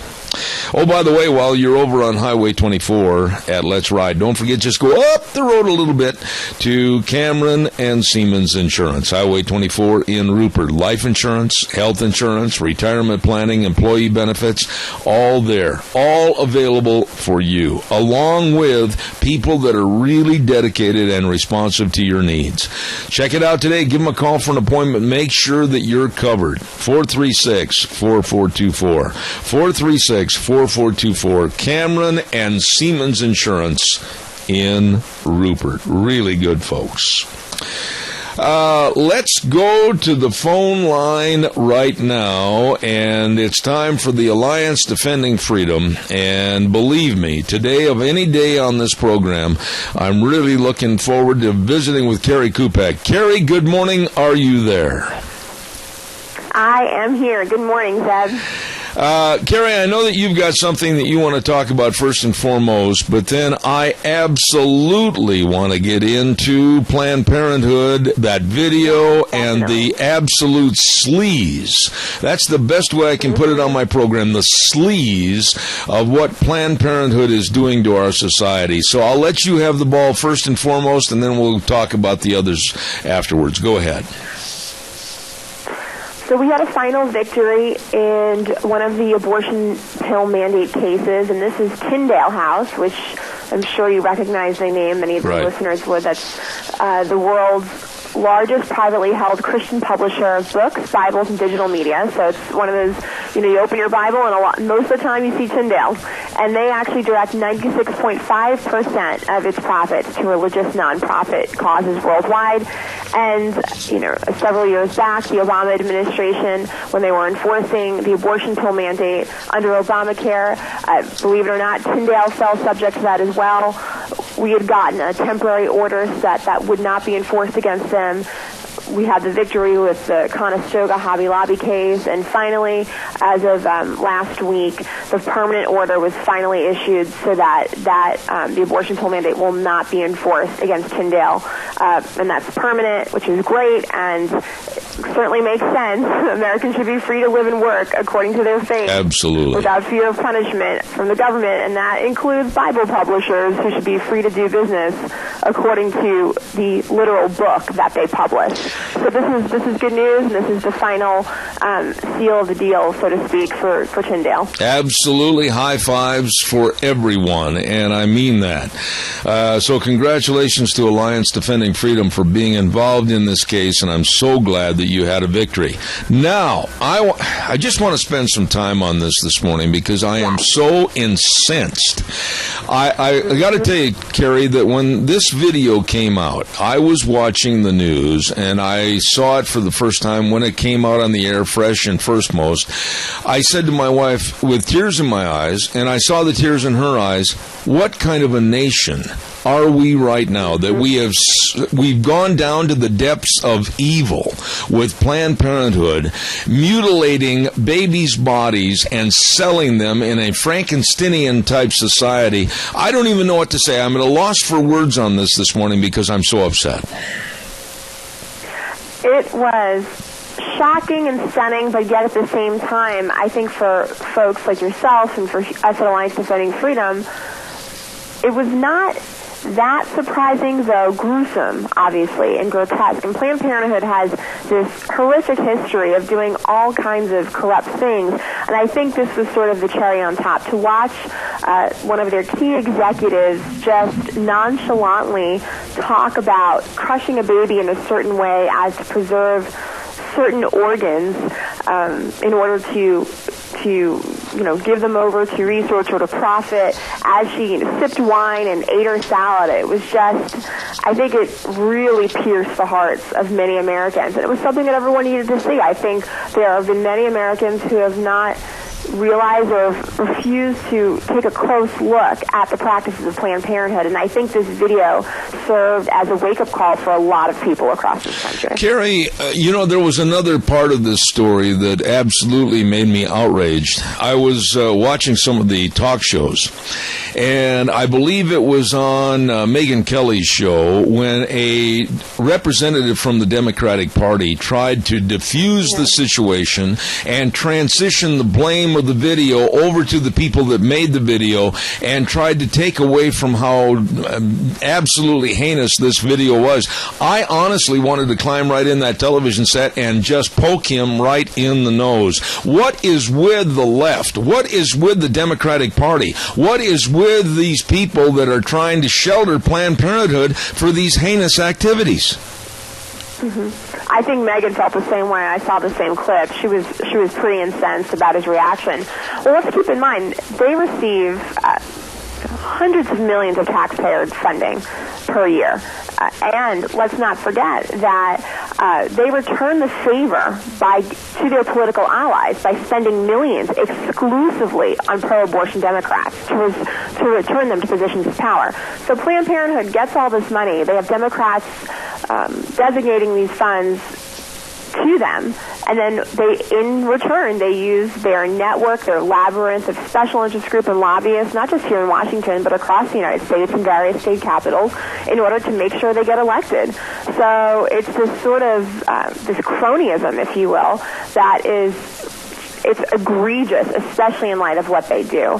And as you know, Alliance Defending Freedom, for the past several years, we've been submitting a report to Congress based on a number of audits that show, over $115 million of waste and abuse. The lion's share of that is attributed to Planned Parenthood. There's potential fraud, including illegal practice of billing, overbilling for services, billing for unnecessary treatments, billing multiple times a year, and we have been consistently submitting this report to Congress, and we're hoping that this will get some attention as well. And this is just one of many things. Obviously, the executive, the way she was describing what they do was just, like you said, so heinous. That's obviously at the forefront of everyone's minds right now. But there is much to look at with respect to Planned Parenthood for investigation's sake that certainly will indict them for many things. The GOP and their presidential candidates spoke out immediately against this and said it like it was. It was a heinous act against a civilized society. But on the other side of the coin, what about the Democrats? What about Hillary Clinton? What about Bernie Sanders? What about Martin O'Malley? What about Senator Jim Webb? They didn't say anything. Are they going along with this policy on behalf of the Democratic Party?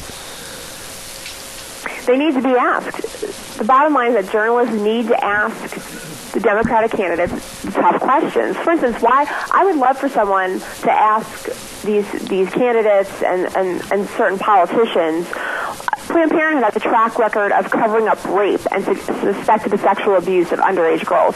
Why do we let them get away with that? There was a situation in Arizona last year where that happened, and just recently in Colorado, there was a settlement of a lawsuit and the allegation in the lawsuit was that Planned Parenthood performed an abortion on a 13-year-old girl who had been impregnated by her stepfather without providing the legally required notice to the girl's parents or reporting the abuse to the authorities. Instead, Planned Parenthood is alleged to have looked the other way, performed an abortion on the girl, and here's the worst part, sent her out the door with her rapist stepfather who continued to sexually abuse her. Oh.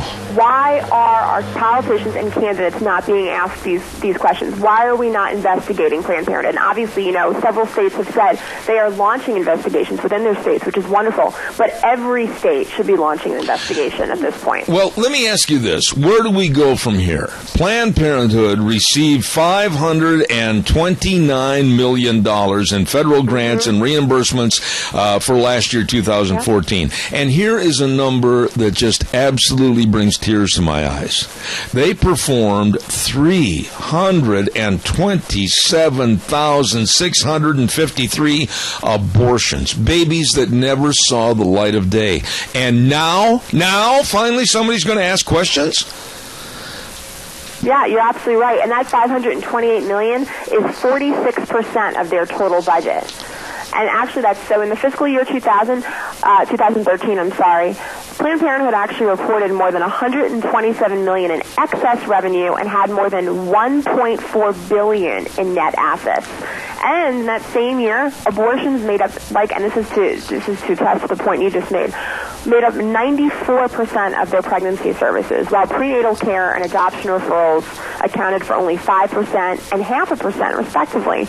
So it's just the amount of taxpayer money that is going to this unbelievably corrupt organization that does not care and protect women, does not report suspected sexual abuse and rape, whose top executive is casually talking between drinking wine and eating a salad about crushing babies in such a way as to preserve their parts in order to, allegedly make a profit is just disturbing. And so there have been multiple calls for defunding. I know there are two, as of last week, there are at least two committees who are calling for or going to launch, congressional committees who are launching an investigation. There are investigations going within the states on behalf of the Attorney General. So I hope that just continues. And I'm not sure if you're aware of this, but there are actually going to be more videos released from the same organization that issued that initial video. So this is just the beginning. Carrie, what should we do? What would my listeners be able to do? I mean, I don't want this story to fall into, quote unquote, a 24-hour news cycle and then all of a sudden it dies on the vine. I want to keep this alive. I want to go after Planned Parenthood. I want to go after them and slap their fingers. I want to go after them legally and try to shut them down. So you know better than I, what can the common citizens do to help go against Planned Parenthood? Well, they need to call their representatives and call for an immediate defunding of Planned Parenthood. They need to elect people who are committed to life, who are committed to preserving, both the body parts and the lives of the unborn, who are committed to seeing those lives come into fruition.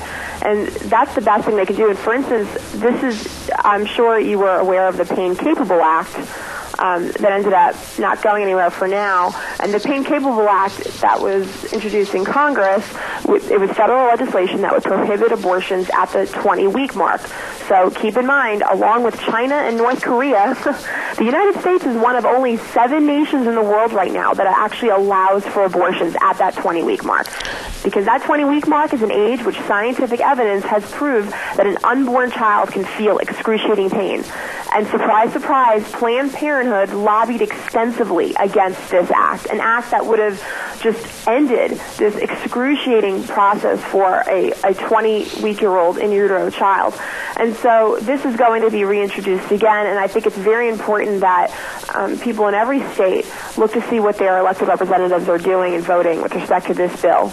And then, of course, calling for just defunding of Planned Parenthood once and for all. No one's taxpayers should be funneled to a group that's abusing it, and that's not just internally, but they're using these funds to really abuse our neighbors, our fellow citizens. Yeah.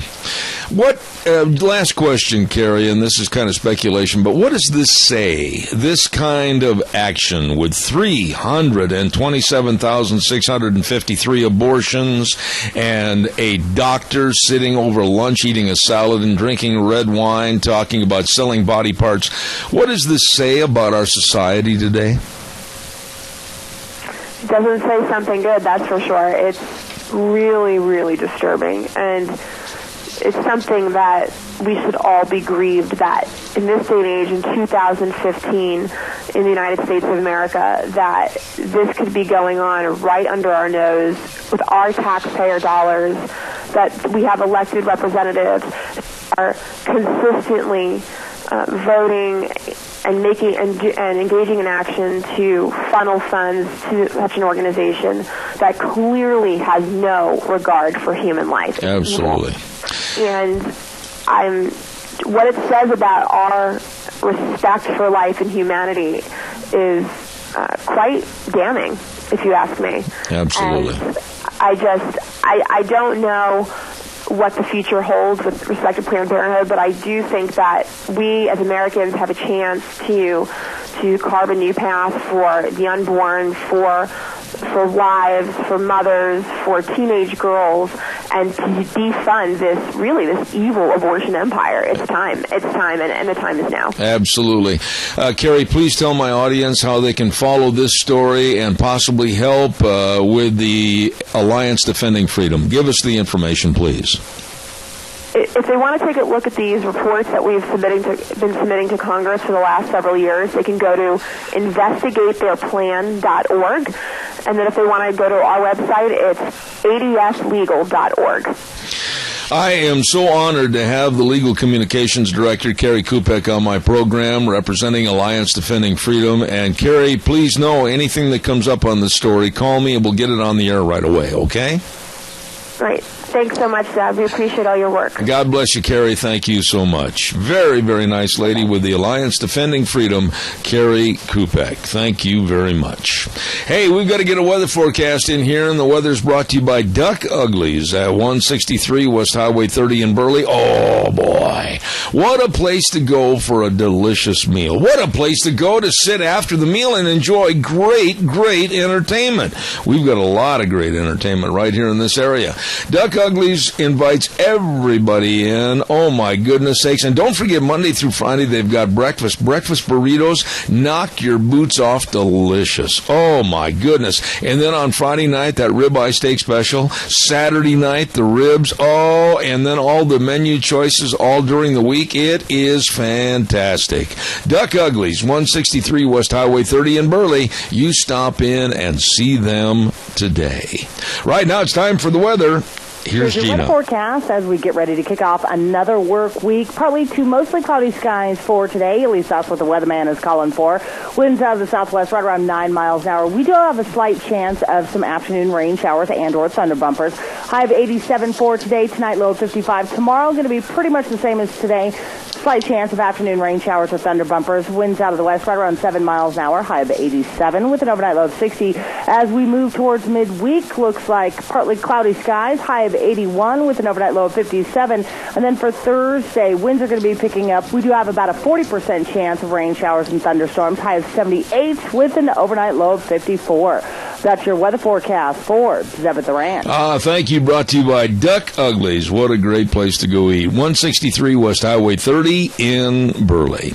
Don't forget the Lincoln County Fair and Rodeo in full swing. Today, of course, with the great big 4-H and FFA Horse and Pony Show.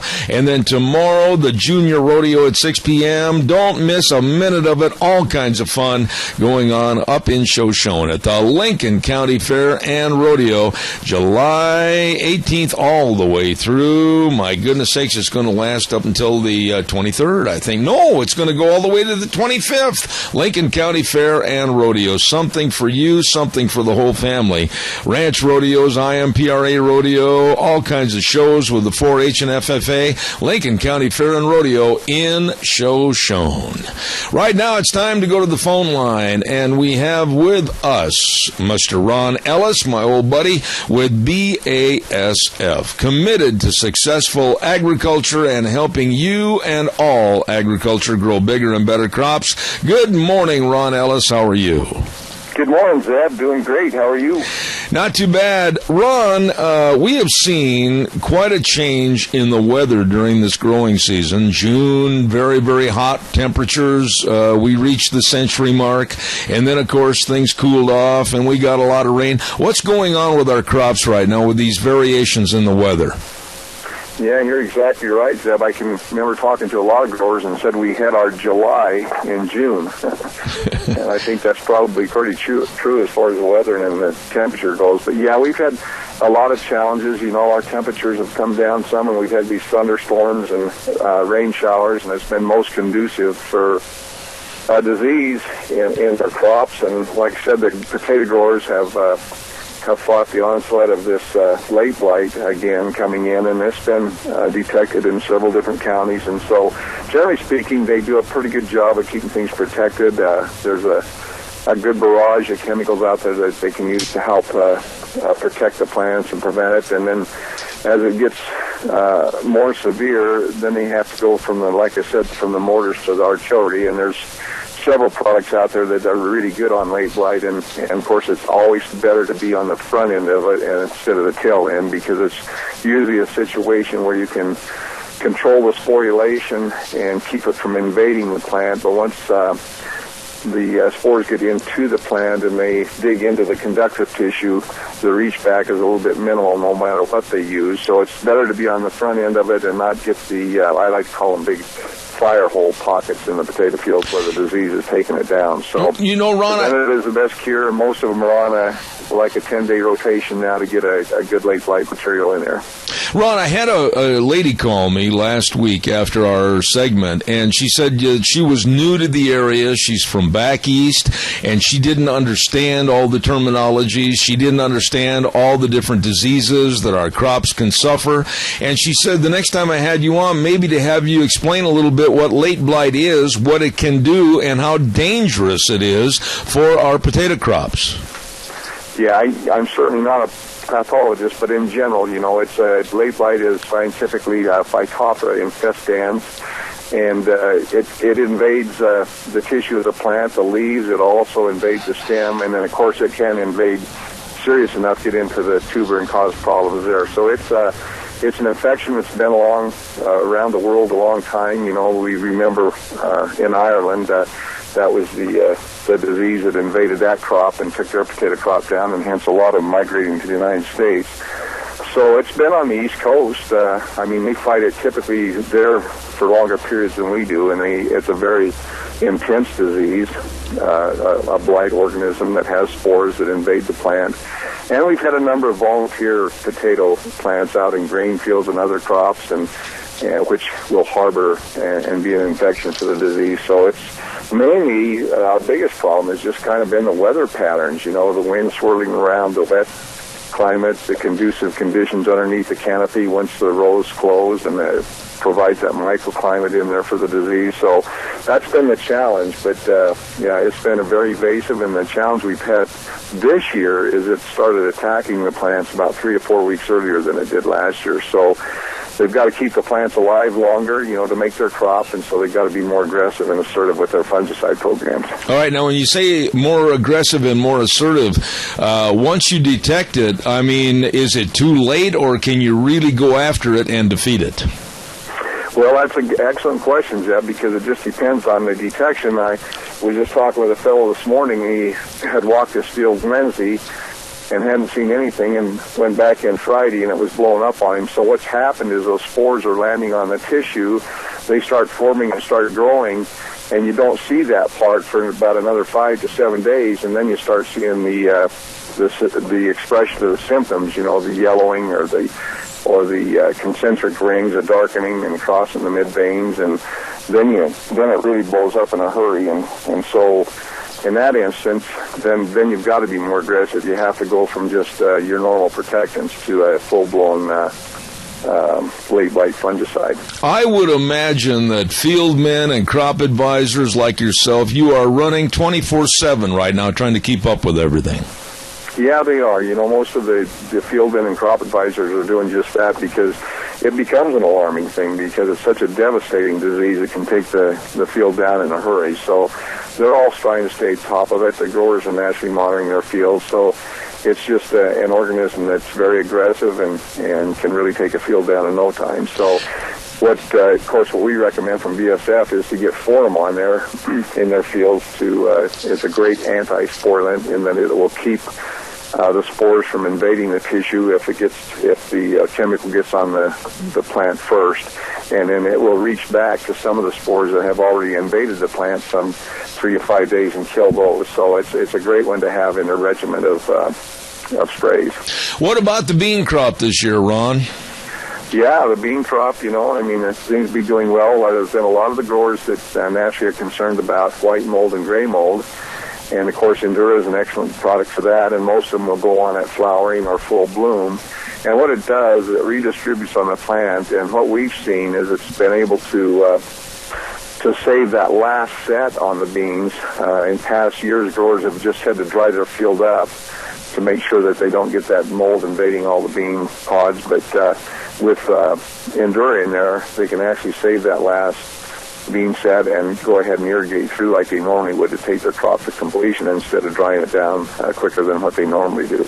Agriculture is changing all the time, and you have to keep abreast of all the products, all the different things that are going to help protect your crop. And boy, being a farmer, whether you've been in the business for 40 or 50 years or whether you're a newcomer, it takes a lot of education, and that's where you come in along with BASF, trying to help farmers understand exactly how they can protect their crops. Well, that's right, Zeb, and like I said, I've been down the horse trail a long time, but that's my goal, is to be in there to try and help make a difference, because you guys put so much money into crops, and you like to see them be able to salvage and keep what they can and bring a return on their investment.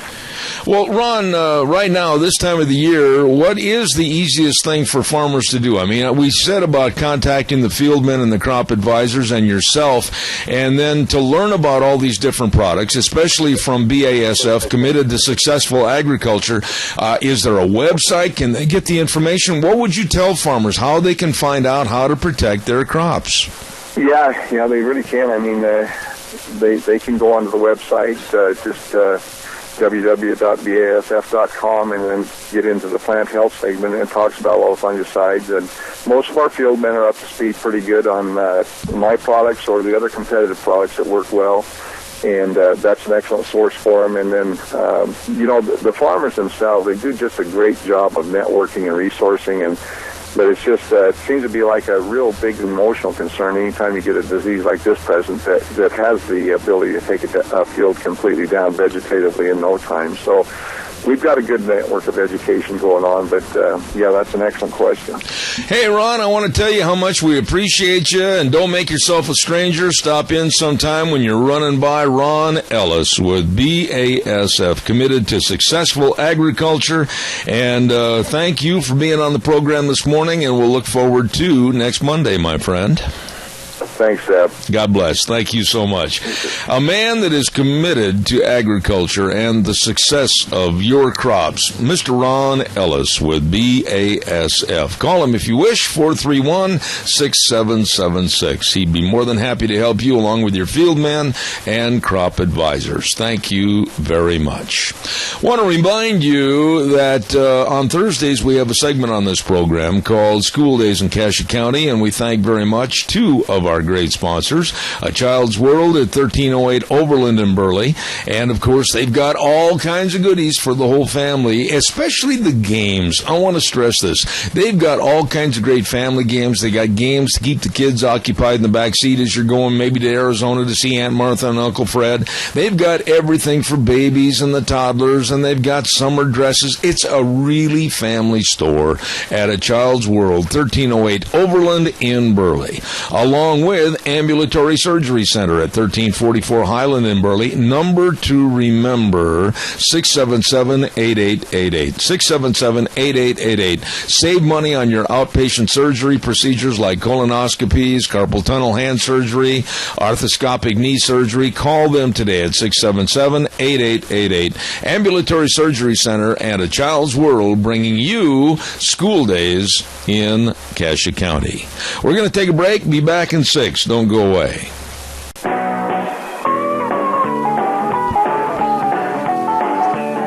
Oh, my. Here we go, hour number 3, Zeb at the Ranch. Good morning, I'm Zeb Bell, and our thanks to our major sponsor, your Magic Valley Les Schwab Tire Centers, all 7 locations serving you, and of course some of our great advertisers like Western Waste Services, always at your disposal. Call them, get on the route service today, 734-6969, locally owned and operated Western Waste Services. And our friends at Valleywide Home and Ranch, oh, they're all geared up for fair season. It's here. I mean, man, it's going on.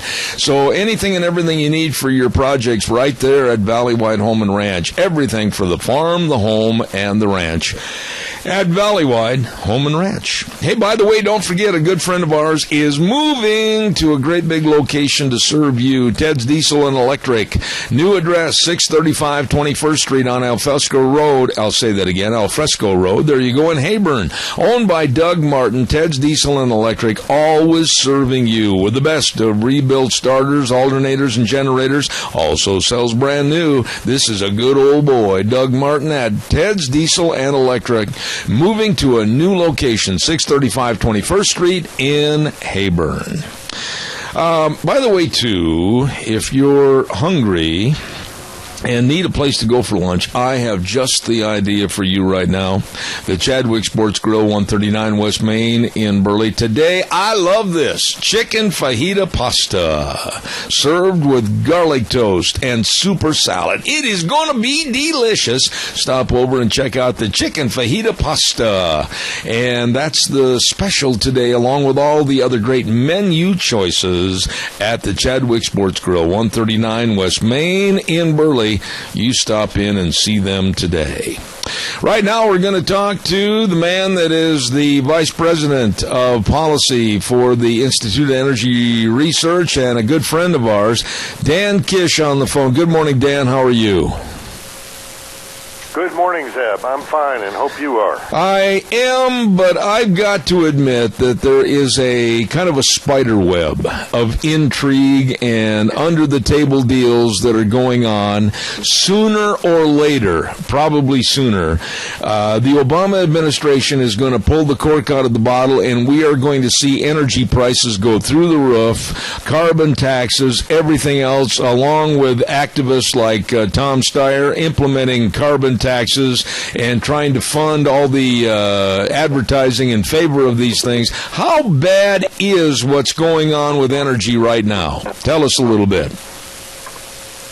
Well, it's kind of the best of times and the worst of times, Zeb. To be honest with you, I mean, you know, a year or so ago we were talking about gas prices that were much higher. Yep. And we finally had a breakthrough with that, with our own production on private and state lands. That's a great story because it tells a story about Americans that can do, and we're producing a lot more oil. But when it comes to the government, it's just an unmitigated disaster everywhere you turn. From the types of electricity we use and the price we're going to pay for it, to the crazy patchwork quilt of government regulations laying one on top of the other when it comes to the fuels we use. And, you know, I think the best example is to look towards California, because all the president is doing is moving towards a system like California has been moving forward with faster. And there, for example, their electricity prices have increased 4 times faster than the rest of the country on average. It's getting to be terrible in certain parts of the state because of their electricity, and they continue to double down on it.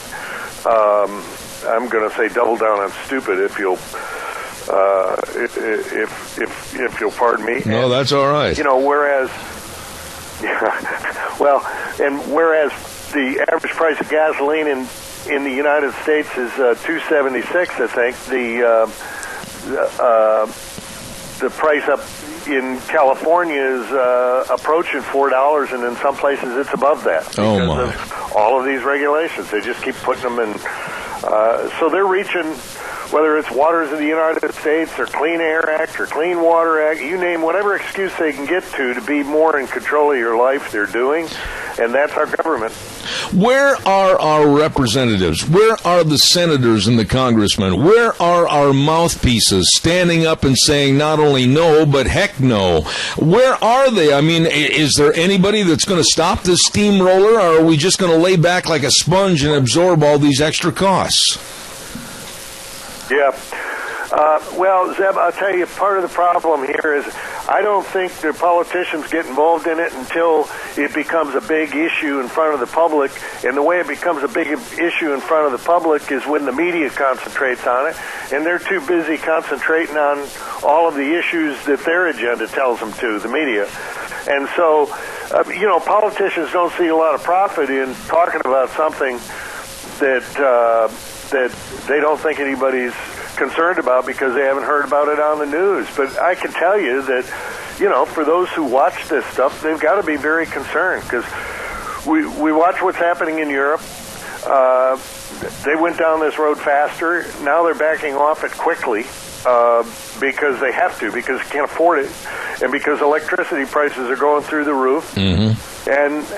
And yet if you watch the network news in this country, you won't see one story about it. You'll see stories about all kinds of crazy stuff, Hollywood and this, that, and the other thing, and a shark biting someone.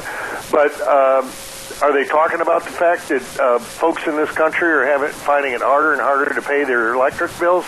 No, because they don't want to bring any negative publicity to the Obama administration, which they worship at the foot of. So what do we do, Dan? I know, thank God for people like you, but I mean, what do we do? How do we combat these people? How do we fight billionaire Tom Steyer? How do we stop Obama and his organized approach to making us all under his control? What do we do? Yeah, well, I think I mentioned it before, Zeb, that most of your listeners have representatives who are actually pretty common sense and tend to push for policies that make sense in the real world. I think maybe because they spend a lot of time with their people and understand Washington, D.C. is not the font of all wisdom. So keep telling them, that you appreciate, if you do, what it is they're doing to try to fight back against Washington-based nonsense, and continue to inform yourselves. It's all we can do. I mean, there will come a reckoning here. Typically what happens is the media wakes up one morning, something precipitates, the groupthink that leads them, and they'll say, holy cow, the price of electricity is going up in the United States, and they'll have to cover it. And we're going to try our best here at the Institute for Energy Research to be there saying yes, and we were trying to tell you about this all along. Those are the best we can do at this point. Tell me a little bit about this Tom Steyer, this billionaire Tom Steyer. Now, correct me if I'm wrong, but isn't he kind of two-faced and a phony? Didn't he make most of his billions because of energy?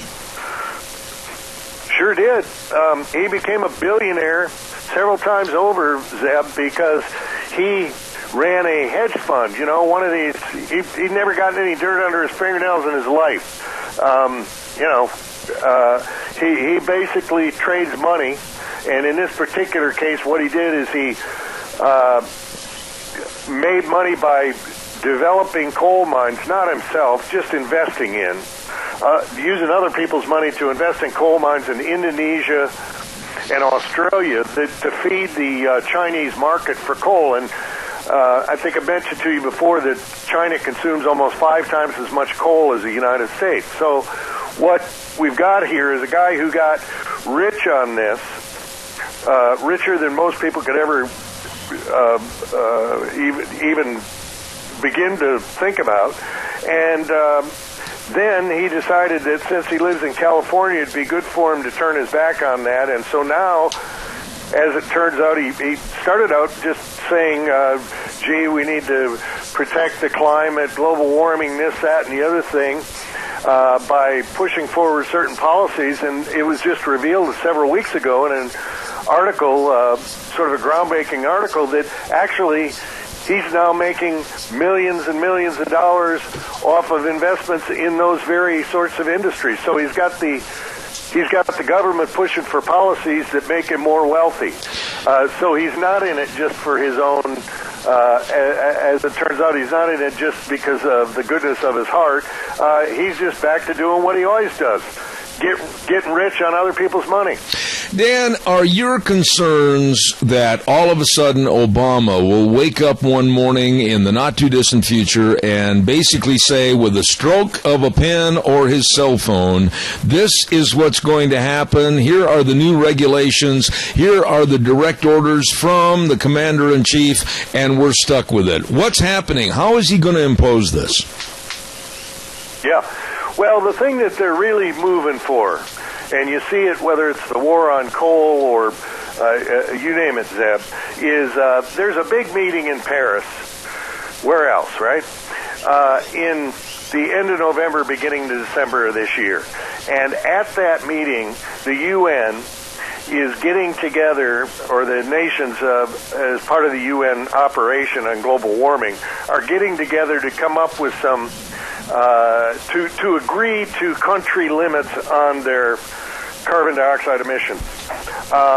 What the president is trying to do, you know the Iran deal right now, where the UN, before the Senate could even look at it, or the House, the UN's already approved it. What do they care if the United States shoots itself in the head? Right.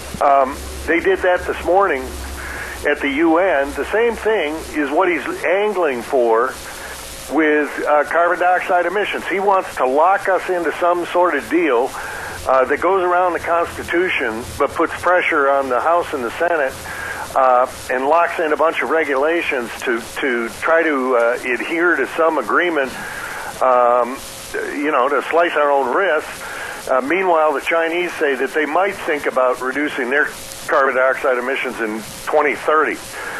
That's the thing that he's shooting for. It's a cute lawyer's crooked way of trying to put pressure on the elected representatives of Congress to not push back against all of his regulations that are going to drive our electricity prices to skyrocket. Dan, I guess the obvious question, and we've talked about this before, is why? WHY. Why is this administration so bent on destroying our energy program and our infrastructure of energy available for various things? Why? I see no sense in this whatsoever. Why is this administration trying to transform us back into a third world country? Power, Zeb. It's simple. Power. Lord Acton said that power corrupts and absolute power corrupts absolutely. They're seeking absolute power, as they always have down through history. That's why our founders put limits on government, put a fence around it, try to keep them in there. And they've broken down the fences, and, they gain power by being able to tell people what they can do. Why else would they try to establish powers over a watering hole you've got in the back 40 of your land, as they're trying to do with the waters of the United States? Right. They want to be able to reward their friend, like Tom Steyer, who can make millions of dollars if they only say you can build certain types of electricity. And then they turn around and give them. And that's how it works. And, there's always been a tendency in the human hearts among some people to want to control other people, to want to, make them work for you and right. make you ask permission to do things before you can do them. That's as old as man on earth. The wonderful, beautiful thing about our founders' vision was that they sought to control that by putting links around it, and these people, with the media's aid and comfort, frankly, are breaking down those barriers as we speak. Absolutely. Caller, we have a question for Dan Kish. Go ahead, please. Yes, Dan. The price of oil the other day was $51 a barrel. I know that for a fact that we were close to $2 a gallon at times when the same price of a barrel of oil, was the same price. And so I just say to myself, I know there's lots of things at play here, but I don't know that it's just the government. Sometimes I get the feeling that there's other things gouging us also. And I'll hang up. Thanks. Yeah, Dan, can you respond to that, please? Yeah, the gasoline price is all over, honestly. And I know, for example, out in California right now, one of the things that's been contributing to it has been that they've had some refinery outages, fire in one of them, that sort of thing. That's just part of the normal process, unfortunately. I mean, that happens a lot, and I know it seems as though it's all kind of doesn't make sense and all the rest. All I can say is this. It's the government that's forcing us to burn ethanol in our gasoline, whether it makes economic sense or not, regardless of what it does to our engines. I know the only people that have been increasing oil supplies in the United States have been the private sector on private lands and state lands, whereas the government has been reducing. 89% increase in oil production in the U.S., where the government doesn't have any say. 10% reduction going backwards on the government's land. So, listen, I have no love for big oil myself. On the other hand, I trust them a lot more than these politicians whose end goal is just to take fewer and fewer pieces of liberty that we've got here in the United States away from us. Dan, let me ask you one final thought here. We can always say how negative things are, and they don't look very bright with what's happening in California. But are there any bright spots on the horizon to where we might be able to nip in the bud the problem that Obama's administration is trying to put on us? Yeah, well, I think it's actually a huge irony and a sort of wonderful one for which we're all receiving the benefits of lower prices, Zeb, that when the president wanted those gasoline prices to get up to where they were in Europe, you'll remember his first energy secretary said that specifically, and said that we couldn't drill our way out of higher gas prices. The fact of the matter is, maybe the government couldn't, and they haven't. They've gone backwards. But the private sector, Americans just doing what they do best, seeing a problem and trying to solve it, went out there and did it. I think Americans, left to their own devices, can solve any problems that we have, Zeb. We've got an enormous amount of talent in this country. We're blessed by God, if we keep our eye on that. But we've got to clear the road of these politicians that simply want to mess everything up and are doing their best at it. Absolutely. I think that's a good story. Absolutely. I just absolutely enjoy having you on the air. Dan Kish, Senior Vice President of Policy at the Institute of Energy Research. Dan, you're always welcome and appreciated. Thank you for being on the program. Thank you, Zeb. God bless you and your audience. All right. Thank you, sir.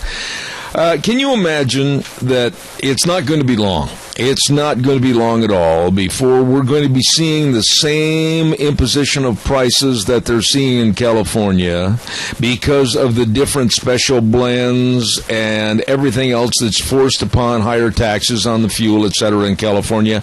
And activists like San Francisco-based billionaire Tom Steyer, they're working against you and me to bring a carbon tax and their high-cost energy programs all across America. Stand up. Call your senators and congressmen. Call your news media. Call your local radio stations and TV stations. Demand that they carry stories on this. I don't care if they're CBS affiliates, ABC, NBC, whatever. Call them and demand that they cover this, because these absolute anti-Americans, and I term this administration as anti-Americans, are doing everything they can to send us into the depths of being a third world country. Calls are welcome, 436-2244, 1-866-927-4587. You want something else to worry about? I've got time just to get this little story in here. This came across the wire this morning, and I kind of looked at it, and then I thought, wait a minute, Deanne, please, and you hold that over there. This story regarding Obama looking to ban Social Security recipients from owning guns. Yes, the Obama administration wants to keep people from collecting Social Security benefits and keep them from owning guns if it is determined they are unable to manage their own affairs. What? You know, when you look at this story, it's just another 7-letter word, control. Absolutely. Now they're looking to ban Social Security recipients. Are you over 65? Are you claiming anything from the government on Social Security? Well, do you own a gun? And they're tying this all together. And they're saying that, well, some of these people are too old. Some of these people have subnormal intelligence. Or some of these people have mental illnesses. Or some of these people can't balance a checkbook. Or some of these people are showing incompetency. Some of these people are sick, so we're going to take their guns away from them. Another way to grab guns.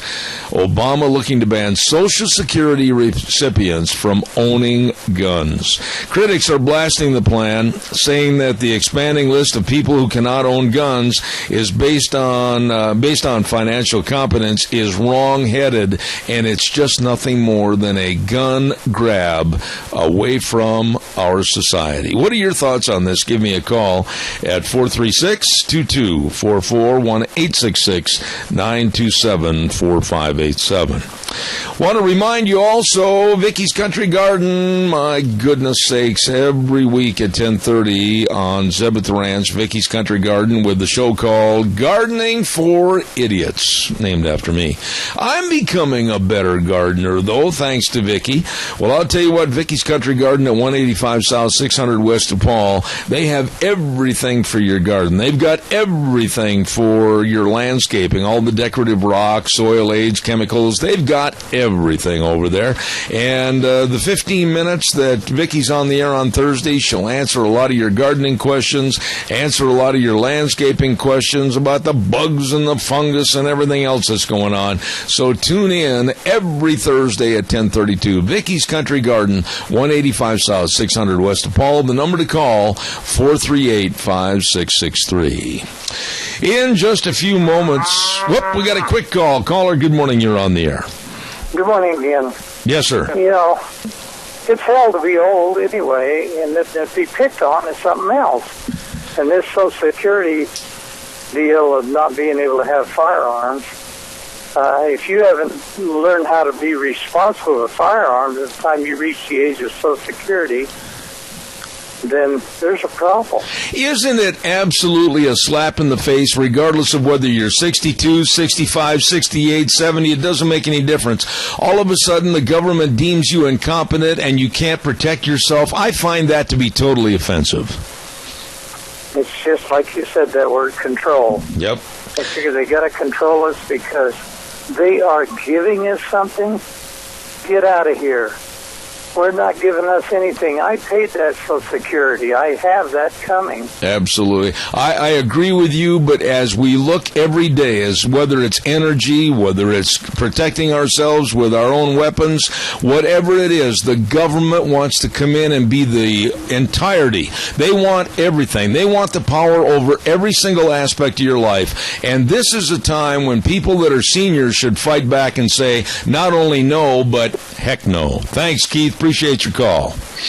You bet. God bless. Thank you. We'll be back in 3 minutes. Don't go away.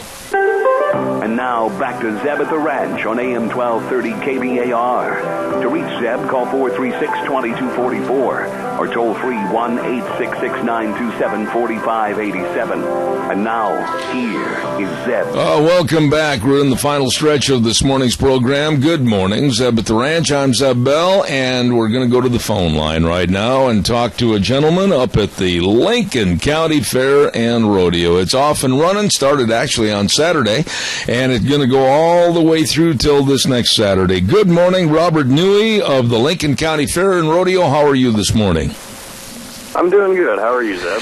Well, I'll tell you what, you guys and gals up at Shoshone, you've got a full plate for the whole week up there at the County Fair and Rodeo in Lincoln County. Tell us a little bit about what happened on Saturday night and what's going on today. All right, on Saturday night, the United Truck and Tractor Pullers came back to town. It's their second trip to Shoshone. They came last year, and they put on quite a show. Chris Tabor with Donnelly Farms is a local, and he's part of United Truck and Tractor Pullers. So he got him to come back this year, and we made a lot of noise and pulled a lot of weight and dug a little mud. It was good. Hey, now today, right now as we speak, I understand that the 4-H FFA Horse and Pony Show is going on. Is that correct? It is. It's going on right now over at the rodeo arena here on the east side of the fairgrounds. So that'll be going on until later this afternoon. You see lots of our young people leading their horses around and putting on a show over there. All right. And then we've got our merchants and our vendors are busy setting up right now, and there's just people running all over the place over here. You know, Robert, I've said for a long time that some of the best fairs are always your smaller county fairs, etc., because, boy, there's really a personal touch. What about the Lincoln County Fair? What kind of a personality does it have?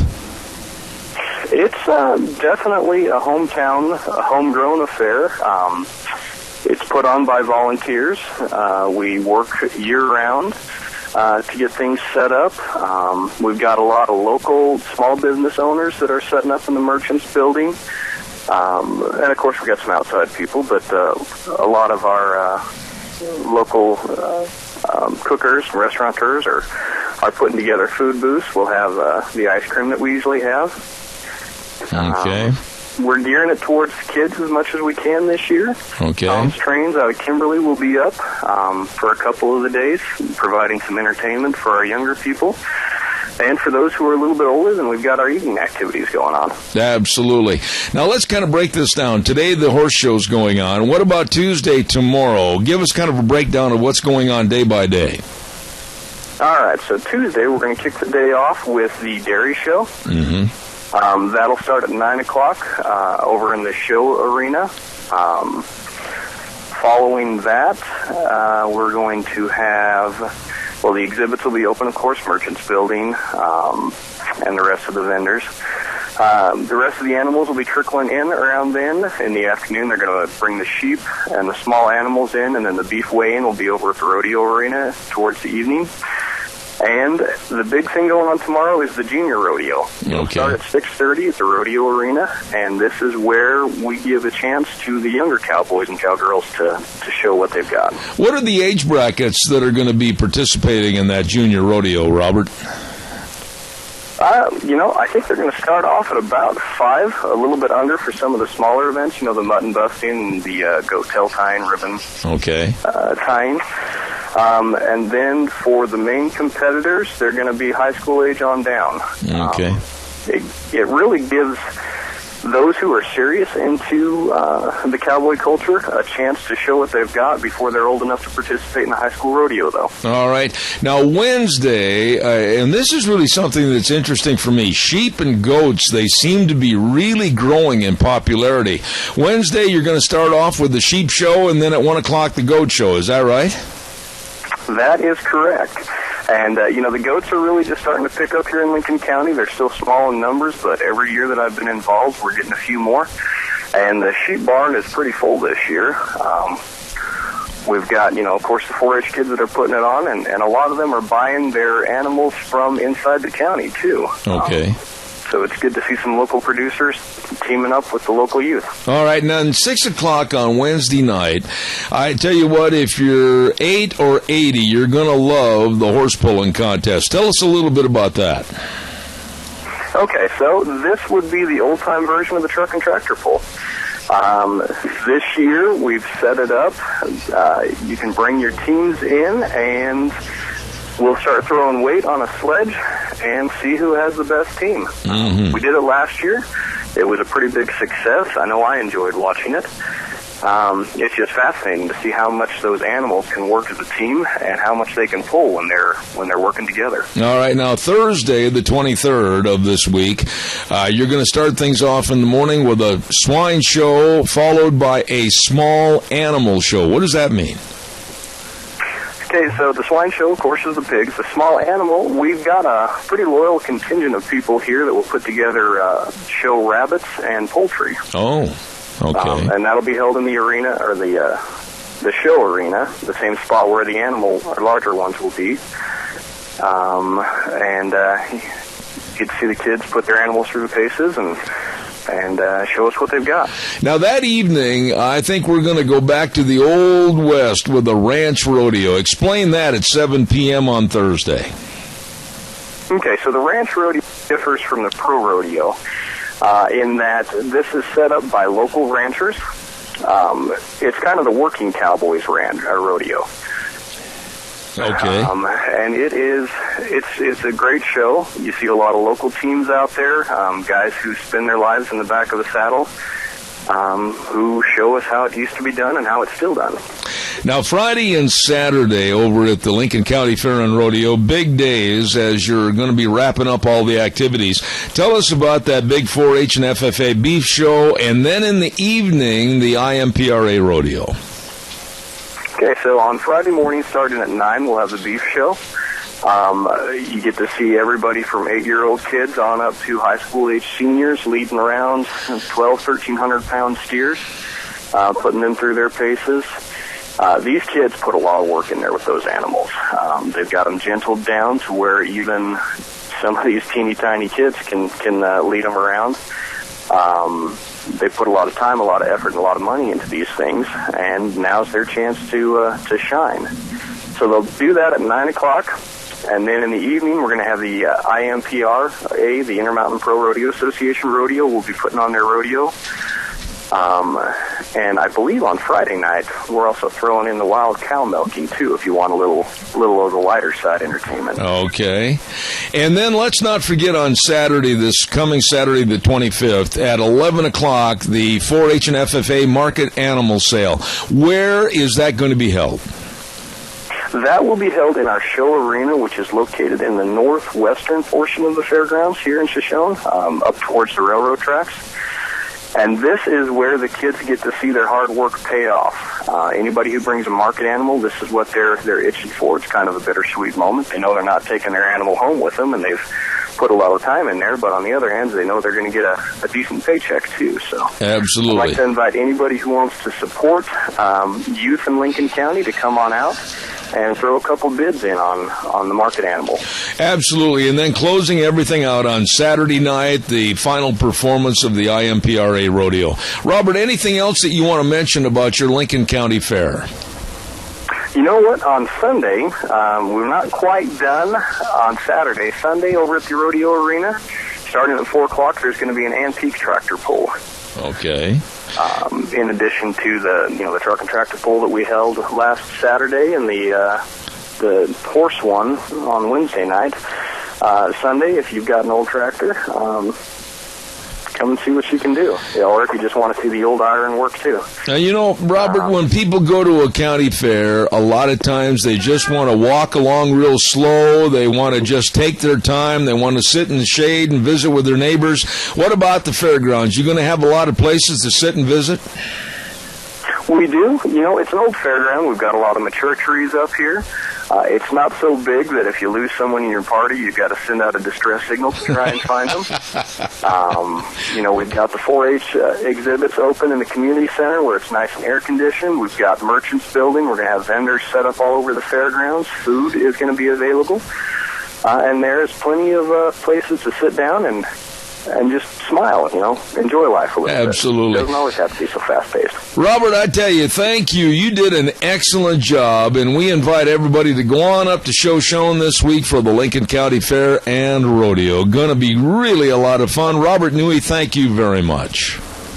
All right, thanks for your time, Zeb. I appreciate it. You bet, buddy. Thank you. A lot of fun for the entire family up at the Lincoln County Fair and Rodeo in Shoshone. Congratulations to them.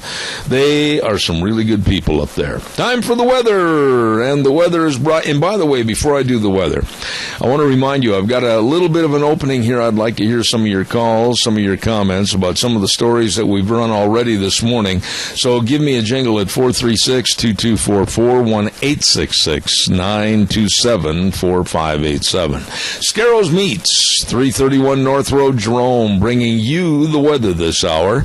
They are changing the way we eat, one delicious bite at a time, and they guarantee everything they sell. They've got a hot summer barbecue special, $199, and you get over 50 pounds of meat, ribeye steaks, New York strips, sirloin tips, ground beef, boneless pork chops. Oh my, all of this and more from Scarro's Meats, 331 North Road, Jerome, 324-7657. Right now, here's the weather. Here's your weather forecast as we get ready to kick off another work week. Partly to mostly cloudy skies for today. At least that's what the weatherman is calling for. Winds out of the southwest right around 9 miles an hour. We do have a slight chance of some afternoon rain showers and or thunder bumpers. High of 87 for today. Tonight, low of 55. Tomorrow going to be pretty much the same as today. Slight chance of afternoon rain showers or thunder bumpers. Winds out of the west right around 7 miles an hour. High of 87 with an overnight low of 60. As we move towards midweek, looks like partly cloudy skies. High of 81 with an overnight low of 57. And then for Thursday, winds are going to be picking up. We do have about a 40% chance of rain showers and thunderstorms. High of 78 with an overnight low of 54. That's your weather forecast for Zeb at the Ranch. Very well done. Thank you, Gina. Scarro's Meats, 331 North Road, Jerome, bringing you the weather this hour. Your hometown meat cutter that's changing the way we eat, one delicious bite at a time at Scarro's Meats. All right, give us a call, 436-2244, 1-866-927-4587. There was a little bitty story, just a little bitty story in the USA Today last week on Wednesday, and I cut it out, and it's about Middleton, Idaho. And I want to get your opinion on this. Here's a guy by the name of Kyle Cooper up there at Middleton, and he wants to build a lake on his property where his family can ski and boat and paddleboard, but neighboring residents have raised concerns that the project will create noise and air pollution. What are your thoughts? Building a little bitty lake, what could be more outdoor fun in the sun with your family and your neighbors to build a little lake? We're not talking Lake Lowell here. We're talking a little bitty lake to where they can ski and boat and paddleboard, but the neighboring residents have raised concerns about noise and air pollution. What are your thoughts about Kyle Cooper trying to build a lake on his property up in Middleton? I think it's a great idea. I think it'll add to the aesthetics of the area, add to the enhancing of the wildlife coming in, the ducks, the waterfowl, etc. And it's going to create noise and air pollution. Are you kidding me? Give me a thought. Give me a call. 436-2244, 1-866-927-4587. No matter what you do, no matter what you try to do, and boy, do I know this to be true, somebody is going to have their hackles all bent out of shape, and they're going to say, oh, you can't do that. That might do this. That might do that. And this guy wants to build a little bit of a lake on his property. Air pollution and noise. Ay, ay, ay. Calls are welcome, 436-2244, 1-866-927-4587. While I'm waiting for your call that I know is coming in, give me a jingle. We can talk about Donald Trump. We can talk about a subject that absolutely was horrendous last week, and that was the shooting of 5 Marines in Tennessee at an office complex that was deemed a gun-free zone. So absolutely ridiculous, so absolutely stupid to think that our Marines, our highly trained Marines, have to subject themselves to being targets with all the radicals and all the crazies in the world today, and they have to reside and work in a gun-free zone. If anybody is qualified to fight back and take out these evil Muslim killers like this man was, it's our Marines. I feel so sorry for the families.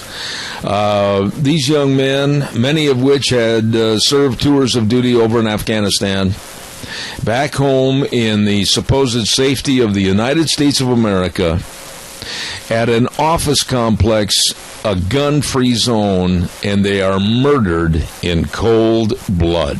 How absolutely disgusting. Give me your thoughts, 436-2244, 1-866-927-4587. Once again, while I'm waiting for your call that I know is coming in, don't forget your Magic Valley Les Schwab Tire Centers. Oh, the best. All 7 locations. Lane and Rupert, Dave on Blue Lakes and Twin, Mike and Buell, Mike and Jerome, the Twist family in Paul, John on Poline in Twin Falls, and Randy on Overland and Burley. All 7 locations with absolutely the best in tires. You know that. Tires on sale like the Eclipse tire. All-season traction, smooth, quiet ride for your cars. And then like for your light trucks, the Open Country HD all-season tires, superior handling. And then, of course, you know all about their brake service, the best brake value promise in the industry. Professionally trained technicians, brake inspections and estimates are free. Premium quality parts. Oh, my, you'd better get in. Front-end alignment, shocks and struts, batteries, it's all there, along with the best in service. At your Magic Valley Les Schwab Tire Centers, you stop in and see those good people today. All right, give us a call, 436-2244, 1-866-927-4587. I want to just mention a little bit about what we're going to be doing tomorrow on the program. We're going to have Frosty Woolridge on the program, and we're going to do a little bit more in-depth talking about Donald Trump and the flap that came up between him and John McCain. And then, of course, I'm also going to have Kyla, let me see, I got to get her name, Kyla Hogan. And she's with the Extreme Mustang Makeover, and that's going to be held this weekend up in Nampa. And I'm honored to have been asked to come back and announce it again this year up at the Idaho Center. And boy, they take these Mustangs, and I think they only have 100 days to take these wild Mustangs and really turn them into well-broke saddle horses that are capable of doing almost anything. And last year, the winners, the top 2 horses last year, they could slide, spin, stop, jump up on pedestals. They could do anything. It was amazing. So if you get a chance, you want to try to get up to the Idaho Center this weekend, and we're going to have Kyla Hogan on our program tomorrow. Now, Dr. History is also going to be on tomorrow, and we're going to have Gary do the show for Dr. History, and Gary Shorsman did a fantastic job last week filling in, talking about some of the area ranchers, especially over by Raft River and everything back in the 1800s to modern day with their families, etc. Really interesting. We had a lot of people call and comment on it. So it's going to be, again, we're going to have the continuation of that program tomorrow on at 10:06 Dr. History. And we might even let it go a little bit longer tomorrow than just a half hour so that we can get everything in. So your calls, your comments are appreciated, as we'll have Dr. History tomorrow. And now it's your turn, 436-2244, 1-866-927-4587. Give me a jingle on the landline. I would love to hear from you. And, oh, by the way, Wheels, we had a chance to visit a little bit over at the Lunch Bunch last week. Did you have a good weekend? I did. For the most part, it was really nice. The weather was nice. Didn't have any interruptions, just kind of hung out with the family at home. That was it? Well, I did go out, I went out and enjoyed the evening, went for a nice little drive. There you go. There you go. You can't tell me that a 23-year-old kid is going to stay at home and just do nothing. I knew there was more to it. Yeah, usually I like to do more, but just this weekend just didn't seem like there was very much going on. All right, answer that call if you would. We'll put him on the air. And thank you very much, Wheels, running our board over at our main studios. And we appreciate all that he does. And let's see if that call is for us. How about it, Wheels? That call for me? It is. All right, sir. Go ahead. Caller, you're on the air. Go ahead, please. Hey, kind of off topic, but it's summertime, and one of our best assets here in Idaho is our use of public lands. And I just kind of want to see if you'd remind the folks that when we're up here enjoying the mountains and everything to make sure and close the gates you go through behind you. We manage our pastures, and there's a reason they're closed, and we want to get a good use of the range. So just as a common courtesy, it'd be awesome if everybody could help out and make sure everything's where it's supposed to be. You know what? I'm so glad you called on that, because those folks that are up there using the public lands, and there's cattle on those public lands, just close the gates. It doesn't take that much effort to open it, close it, make sure it's shut. One other thing I want to mention, and I'm sure you're going to agree with me, is, hey, if you got some garbage, if you got a candy wrapper, if you've got a pop can or whatever it might be, take it home with you. Don't throw it out on the ground at public lands. These are everybody's public lands. Why abuse them like it's a trash dump? Would you agree with me on that?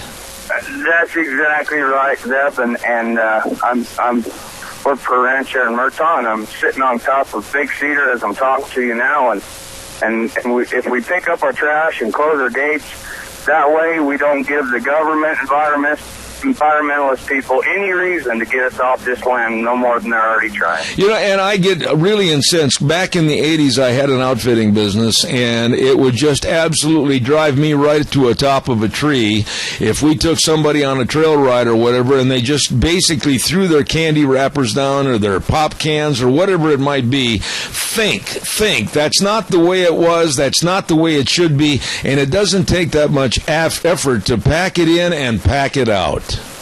Treat it like it's your front yard.